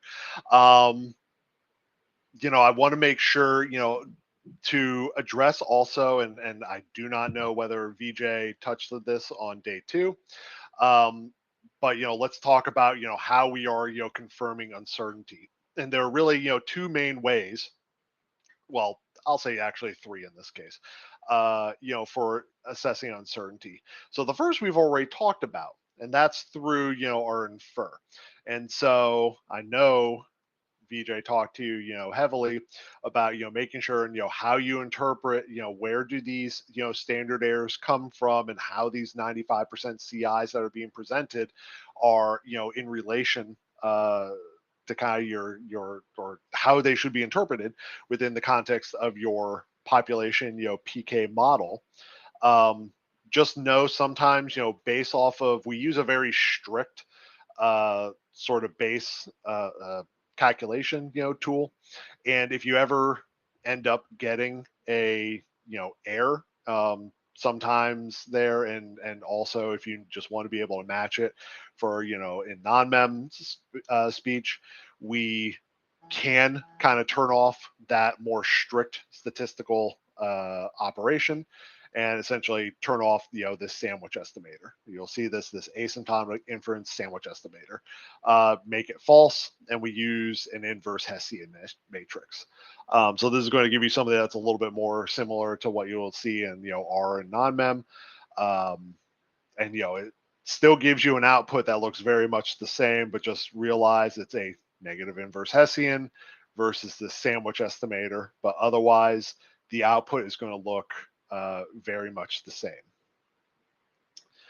For the purposes and kind of to go through and make sure just you kind of have a view of the workflow, the final kind of proof in the pudding thing that we're going to have as part of our parameter estimate table, other than we'll present our parameter estimates, the RSE around it, all of that, the residual variability, the individual subject variability, IIV. Ultimately, we want to test the level of uncertainty based around our model. And so again, this is similar-ish to a VPC. We want to generate new data sets based off of our current data set to determine, how robust is our, model actually, specification. And so you may have heard, the term, it's a bootstrap analysis. And the purpose of, what a bootstrap is really doing is that we're resampling the data with certain replacements from our observed data. So we're kind of creating a hodgepodge of our observed data. Again, it's not going to like swap out, individual time points, but we're generating these different, data sets based off of, the observed data and refitting the model for each of those to then determine and, develop or to develop a individual set of population parameter estimates. Again, if we do this 100 times, 1,000 times, we would expect that if our model is adequately, kind of describing the data, again, is letting us know this central tendency is floating around our initial parameter estimate that we, came out with our model. So for the sake of time, bootstrapping is probably the most computationally intensive thing you will ever do. I mean, in some of the worst cases, this is one of those things that used to be you set it to run overnight and you come back the next morning and you still have a couple hours, left over. For this, even just to say we're performing 100 bootstraps, and since we are using that actual, inference and that standard, error, defining those distribution, we actually use the infer function and define the bootstrap, within that. Don't worry, about these kind of weird warnings. What I want you to kind of notice is even for, 100 samples, we're taking about, it's saying about 45 seconds, I think, total. Again, very small population. You can imagine if we blow this out in a much more complicated model, if we were doing this in a PKPD combined model, this can get, very time intensive, sort of within our individual results. And ultimately, what we'll have coming out of here is a set of population estimates then that we would compare and, against then the original population fit. So you compare your fit results against the bootstrap, and,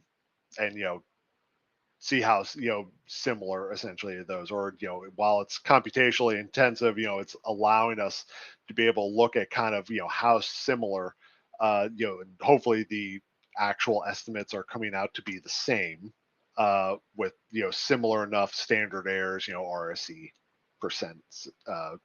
percentages. So I keep harking about how this is very computationally intensive. There is kind of a newer method called SIR, so sampling importance resampling. And so this is a little bit different compared to the bootstrap. However, it has been kind of verified and, qualified to provide the similar outputs to a bootstrap. However, it is far less computationally intensive. And just even to show you, the difference in time initially first, again, we're pulling it, it's within our infer function. We're actually going to do 1,000 resamples, and don't focus on the 200, kind of resamples initially. So we're, 10 times, our amount from our bootstrap. We run it, and it's only about, instead of 45 seconds, we're able to do 1,000 replicates over the course of about 5 seconds. So, if you don't want to waste your time, especially, with more complicated models, SIR is going to be something, to definitely consider, to be able to save yourself huge amounts of time. And I'm going to see whether I can describe this well enough. And this will be another paper that will probably be useful, for people who are very interested to be able to see this, just because there is somewhat of a contention, while it's still kind of a little bit in development, in terms of how many total samples and resamples should you have. And there are some very kind of complex papers out there for how do you choose those particular numbers. And some of it is just it's overly complicated for what it needs to be. But let's walk through this as we kind of describe this. So the purpose, SIR is accepting that our total number of samples and the number of based around the number of resamples. The sample typically we want to have is at least 5 times larger than the number of resamples. So that is one thing we want. So your resample, if you're doing 200, it should be 5,000 or excuse me 1,000 or greater for your initial sample. And again, this, whether it's a 10x or sort of separation and difference, is where some of the literature is kind of differ, and you'll get people arguing. What's ultimately happening is that we are, based off of these kind of normal distributions, we are taking initial samples from that distribution before we're performing our sampling resampling process. I know that sounds like really complicated, and I know I'm not explaining this in the best light here. And so I admittedly, I might just leave it, just because we also have so little data time here, and I want to get to simulations to some degree. Just know then that this is kind of an alternative pathway that's a lot less computationally complex, but with adequate and similar robustness to traditional bootstrapping. So I'm going to try to just at least orient you a little bit to performing simulations as well, within Pumas here, trying within the next 10 minutes, or whether we find a time to do a lunch and learn sort of session. We focus this again more around the purpose of simulating with a model. In this case, setting it for a VPC so a replicate of generating that data set based off of the initial fit that's occurring. But one of the probably kind of fallacies that a lot of students folks will run into initially when they start doing simulations is every time they hit go, they end up getting a different result. And that is, so you're having issues in reproducibility. So it's really important that you include kind of for what's termed as a seed. And typically, the seed is based off of, some random number generator, but this ensures that, when Emily runs her simulation using, say, this final model with a seed of 1, 2, 3, 4, 5, 6, if Olivia was to, run the same thing, in a year or just on her system, using that same seed with the same model, they get the same result. If Robert does it, later on, he's going to get the same result too.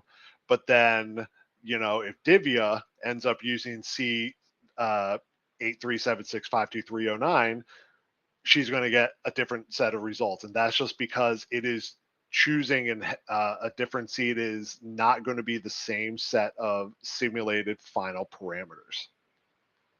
So random seeds are very important to make sure to apply anytime you're going to be performing a simulation for reproducibility and replication.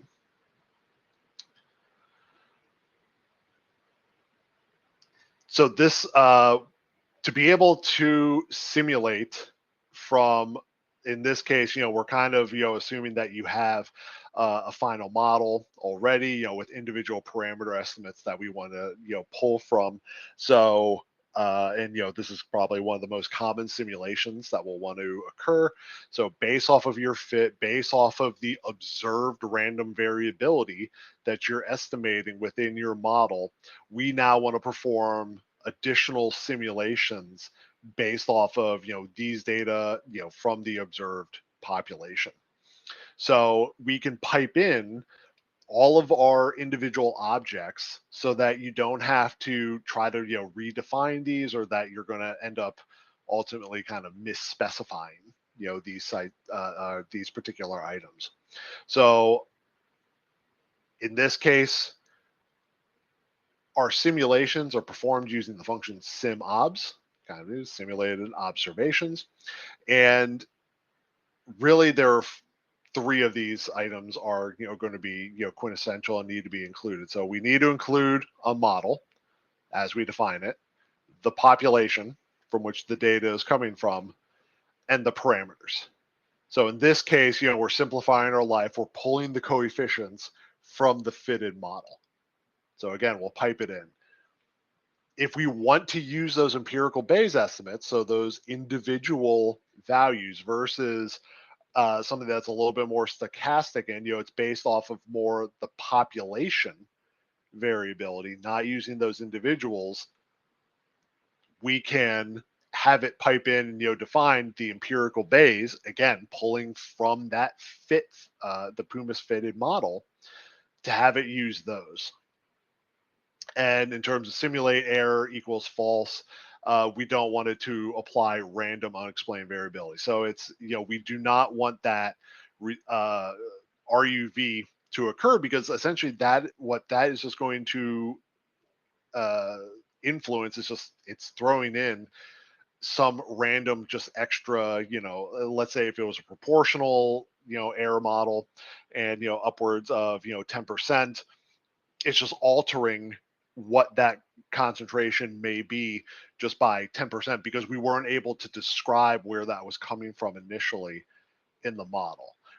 We want to be able to do an initial simulation based off of our population estimates and what we are able to estimate, which is our random variability. So we can turn that off. You can put it as true if you like, but you're going to get a lot more individual kind of variability within your individual simulations. So if we actually run this, it already ran, for our 31, again, subjects, defined within our population. So now we have this simulated population. We could make it into a data frame using data frame, Warfarin PK model, pred. But for the sake, we can use simplot, or the simulation plotter, on that, just to be able to visualize initially. And again, we're using this bracket of 1 just to look at the first block. And so this looks very similar probably to what we were showing before for the individual subject fits.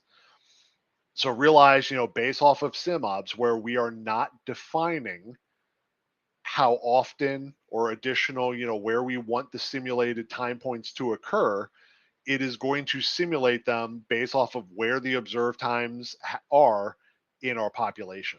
So again, black dot, it's figuring out where is that simulated concentration occurring for each of these subjects across. So again, we're not seeing an upper kind of typical first order or a full absorption profile necessarily, like for ID1. However, similar, we can, or as I kind of discussed before, we can use predict instead to be able to kind of expand this out, and based off of just what you want to call it, kind of predefined individual sets. We have it, so it is going to be a rich sort of sampling and setup. And actually, let me it'll make more sense when we get out of here. So initially we set up for this to be able to show the actual prediction, so that based off of our simulation, we can develop our pred and IPred plots again, or values coming out of each of those. And it's actually down here where we can define the individual observation times. So now we are sampling every, 10th of a minute for the first, or every 0.1 hour, excuse me. Yes, 10th of an hour for the 150 hours. So now our simulated plot, this looks more probably what you're, in line. I think it was Robert, when you're saying you want to see more early time points. This is probably the value and the concentration time profile that you would want to present, or you would want to be able to see more from a simulation versus that kind of initial cutoff over here. You're not able to see what the projected Cmax might necessarily be. Where is that Tmax occurring? Is there any shift or sort of occurrences happening there? Now, admittedly, all of this is just a single replication. So a single, replication of population. Okay, you can run this with random seed 1, 2, 3. You can run it again with 1, 2, 3, 4 to get a second replicate. 1, 2, 3, 4, 5, 6 for a third. Imagine what we're doing for VPCs, and we, are looking at things where we need to try to generate, 500, 1,000 individual replicates.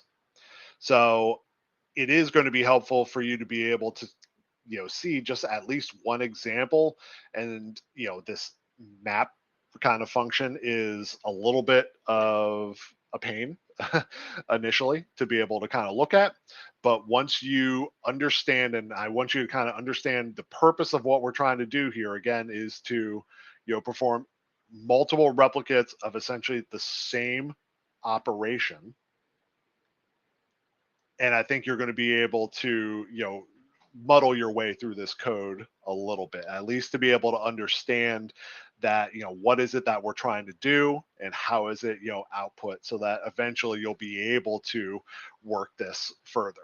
So let's just relate this, initially with that first simulation. So an individual simulation, we want to use, we're creating an initial chain. We're based off of our PK model. We want to run a simobs. So the use of this underline, it's going to, that is just a notation within Julia that is going to, in this case, pull whatever that started the kind of what's being fed into the chain. So this is always going to pull word from PK model. We're feeding in the population, coefficient from our fit. We're letting it, in this case, simulate the air. So, residual variability, is back on the table. We're having it output a data frame based off of that. Again, individual line. So, outside of these parameters, this is kind of a second item, creating a data frame of this simobs object. And we're having it create a simulation or a column called sim that's based off of the replicate number. Now, this doesn't come into play, but when it starts, so all of this initial kind of middle chunk, what's being performed each time, we want it to, create this reduced, concatenated data frame. So it's using our vertical concatenation. So that's VCAT 200 times for each for each replicate. So rep is now 1, 2, 3, 4, 1 through 200 essentially. And so for each time that that's occurring, it is we are not defining a random seed within this. So it is going to be a different seed, a different outcome each time that we perform a simulation. The replicate and is going to label in our data sets for, we get this simulated set of observations, and we're going to be able to show the replicate based off of that. So if we simulate this really quick, I know we're kind of at the end of time here, but just hold with me for like a few more minutes. you can see that it's, quite a large data frame. And ultimately, we have IDs 1 through 32, and over off on the far side, unfortunately, it always puts the replicates at the end. You would be able to see that in this top one, it's rep 1 or sim 1 versus sim 200. And then ultimately, you would be able to, based off of that much larger simulation, and really, we just performed essentially a VPC simulation for 200 individual replicates. You can start, plotting these out and performing other statistical kind of, summaries and, modifications to be able to view these, together, such as looking at, this is our 80%, confidence interval for each subject based off of, the simulation. And, ultimately, you probably want to be able to put together, multiple quantiles together. Ultimately, this one showing 95%, confidence interval of, where we would expect our concentrations to fall, and a little bit harder to see in there just because it is an overlay. We also include the IQR, so it's, 25th to 75th as well, just again as another different band, just to be able to see, where is that central tendency that we're expecting based off of these simulations. So I do, I know we ultimately kind of had to rush through, this last little simulation part here. I do hope that, this, again, at least you have seen some examples of somebody, running this code and kind of the workflow and, the order of operations that we would want to kind of present for, being able to fit this PK model.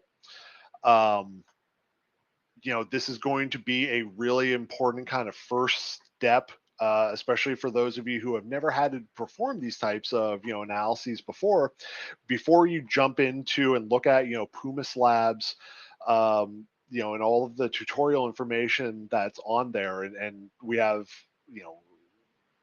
tens of, several different, tutorial different types, there with different model types, with different, kind of our classical situations.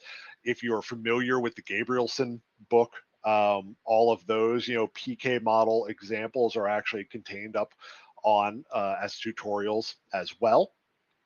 And you're going to be able, hopefully, even, initially, I would say, try to just read the tutorial and just digest what's happening. It's, laid out, with text explaining what's going on with the code chunks there. And again, you're going to start to be able to ingrain of, okay, even if I can't, code it, I'm able to look at it and understand, in general, what's occurring. And once that's happening, you're going to be able to start making your own modifications and trying this yourself using, your Pumas desktop, licenses, at first. And again, this warfarin data set is a great, initial data set to be able to use and start kind of playing things around. A lot of different data and, tutorials have been built, off of this data set. It's a little bit more refined. If you have, particular things that you are interested in learning about, in the future, for those of you, especially, who may have already been delving, kind of into the world that is population pharmacokinetics, shoot us a message, within the Discord channel. And we'll see, whether if we, plan out some additional data or, things I'll also make sure to send out that paper about, PCVPCs as well as SIR, just so you can have those. Those are really good sleepy time reading, sort of papers. I know they put me out, like a light. But again, I hope, that this at least gives you a brief introduction into, the use of Pumas and that thought process that you're going to use to build a population PK model. so that you can use this to be able, advance your career and, understand and begin to understand how population PK is utilized and, what's required to go into it. So regardless of where you are and what you're doing, in the future, um, you as a clinical pharmacologist, PharmD trained, PhD trained, you're going to be able to make, informed decisions and, help guide, hopefully, a future drug development pipeline. So at this point, I would say Q&A, and this might, I'm more than willing to stay on here for a few, as well as, I can jump onto the Discord channel again there, go into the general voice chat, and we can talk things out. But, I really appreciate everybody, sticking around here, for the past 4 days. A lot of data went on. So please feel free to reach out to us, be engaged in the discourse, site. Let us know what we can do to try to, help you achieve the best possible outcomes here.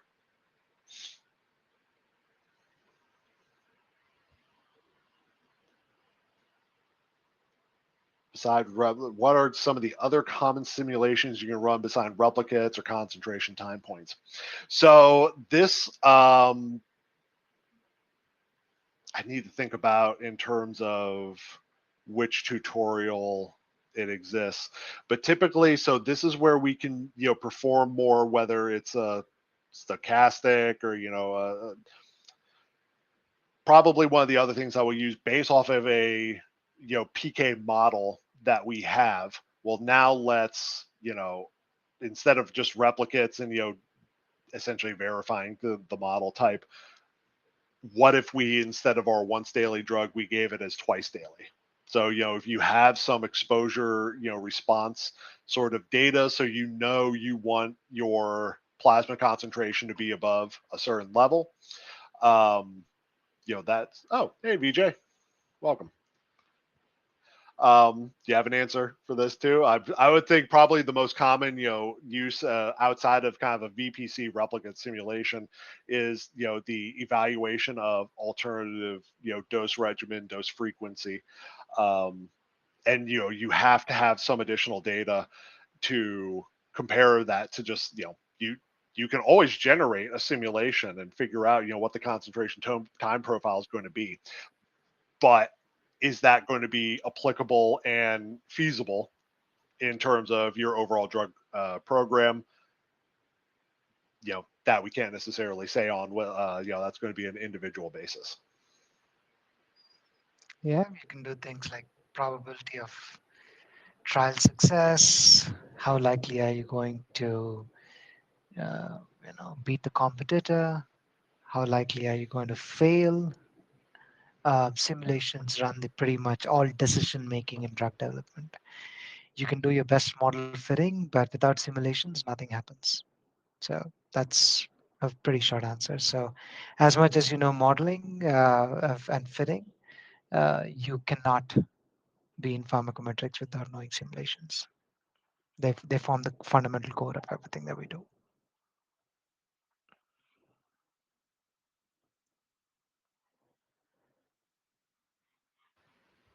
Right. And say, what other questions do folks have, especially that VJ? I don't know when you popped in on us here. Maybe this will actually be good just because Emily asked a good question and I probably butchered the heck out of it. How to describe PC VPC versus VPC? Like, what is the PC doing? Yeah, so basically, the idea is that when you have um, when you know something about the system, so I mean, right now it's monsoon season in India, and it is going to rain every day. Doesn't matter. It's that season where it rains every single day in this part of the world, and I know the system pretty well, and I will say that all is good. I'm going to always take my umbrella and go outside, right? So I'm able to simulate the system, and I'm able to say and make a decision based on that, and I'll go outside. But now comes global warming, right? The typical season that is every year, maybe because of global warming and a lot of pollution, things have changed, or a lot of deforestation, things have changed, right? How do you control for those kinds when you already know a system that is exists? You can't change a system, right? Your model will not, you can't account for all the different elements of your model all the time because we just don't have enough information and data to capture all the irregularities. So then what you do is you sort of account for the differences, the changes that are coming. These are not covariates. Account for the differences in your simulation to these external factors. So in the clinical trial case, you're saying, I'm going to give multiple doses, um, not only frequency wise, but also different dose levels. You have Caucasians and Japanese and Europeans. Then you may have different kinds of metabolizers. You may have different kinds of people taking different kinds of food. The food effect is different. Now, and great, you can have all the different kinds of covariates in your model. But when you have so many different covariates, what are you going to simulate? So when you simulate a system, you only simulate a typical representation of the entire ecosystem. Now you would say, instead of, I don't know what it means, I'm going to just correct. I'm not going to worry about the differences that are there. I just want to get a feel for how I correct my predictions across the different factors that may impact my simulation. So the prediction correction is essentially, if you think about what a prediction is, you remember that in day one we talked about a prediction, a population prediction, and individual prediction. You can have a population prediction for males and a population prediction for females, right? But if you want to correct and you want to be agnostic about the differences and you want to say, I want a population prediction, then you need to marginalize out or basically take out the impact. So taking out that impact is basically sort of saying you want to normalize it.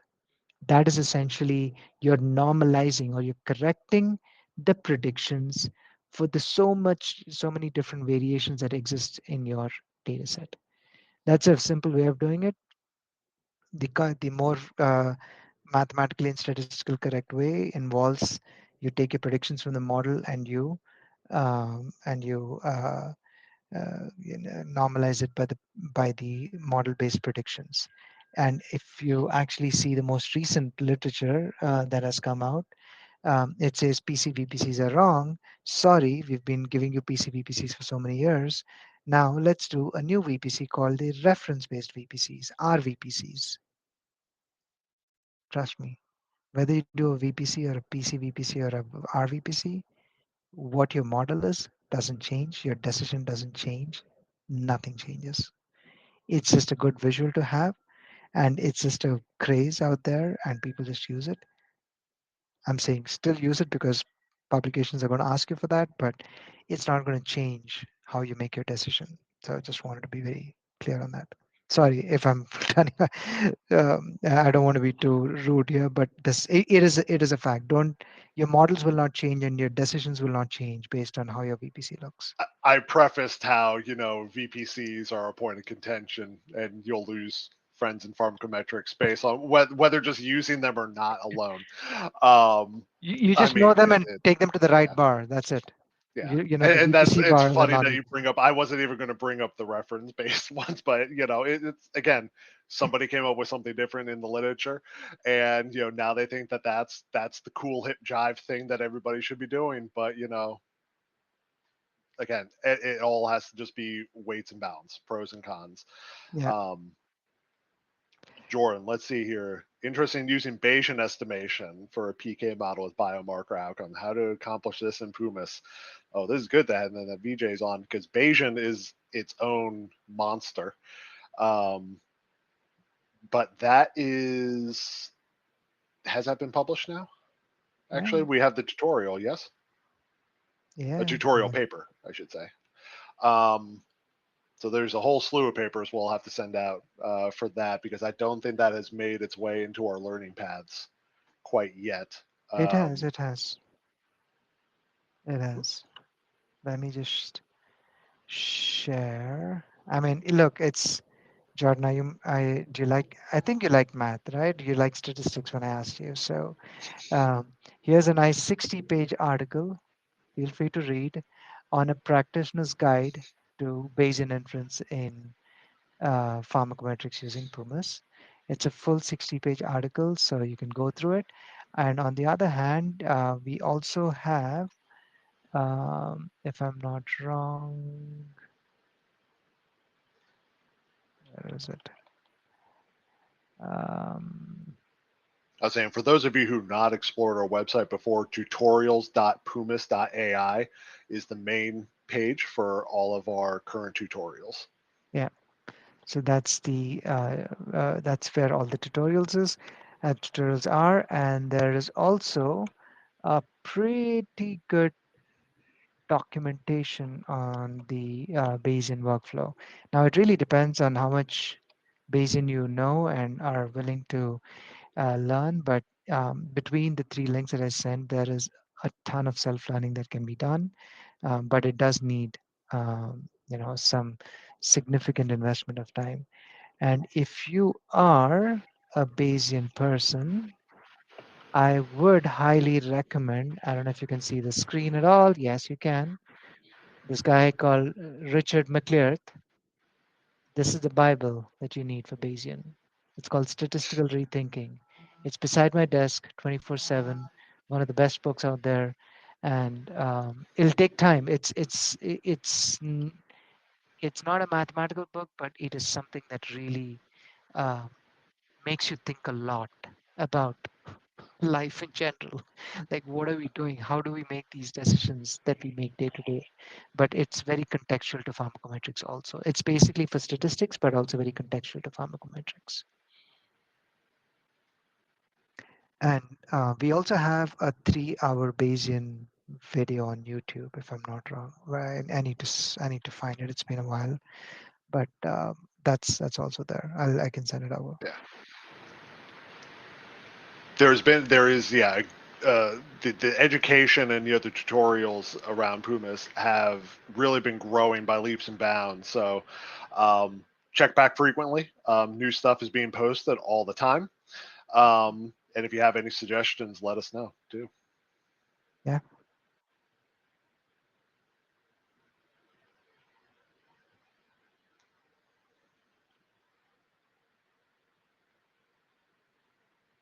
All right. Any other final questions from anybody in the audience?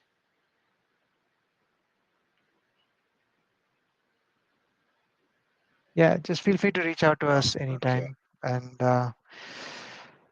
yeah, BMRS is also pretty good. BRMS, Bayesian regression modeling strategies, right? So it's, um, have you ever used RMS package in R? I know you're already using BRMS, but if you want to learn BRMS well, learn RMS first. RMS is a gold standard statistical package in R. You will learn statistics very, very well. It's There's also a book called Regression Modeling Strategies. I don't know if I have it here, but yeah, it's Uh, one of the books that I read almost on a day-to-day basis. Um, yeah, it's by this guy I can't called reach it. it's by this guy called Frank Harrell. Um, it's beautiful, and just look for his notes online. It's just so good. Would highly recommend before you read do BRMS, just do RMS first. It really expands your thinking.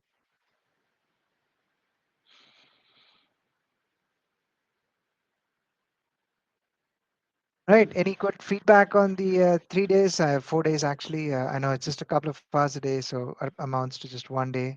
First of all, Andrew, thank you so much for getting us through. It's not easy, but thank you for doing this. And I hope you guys enjoyed the 4 days. We would love feedback. I think Andrew, you're going to send out something. Sorry, I muted myself here. We will be sending out a post-workshop survey here. And if I can, for those of you technologically inclined folk, I'll throw up also a QR code. If you just want to run it now, if you give me one quick second.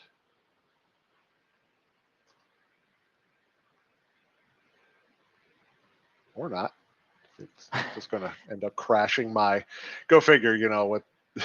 Yeah, but please, feedback is important, guys. Spend some time to give us some feedback because we really would love to get some more time and improve what we're doing for you guys. So see whether this and I'll as much as possible here. Quick link, but you will receive another email from somebody here, at Pumas, with the link too, if you don't have a chance to scan the QR code here. Cool. All right. Have a great weekend, everybody. Take care.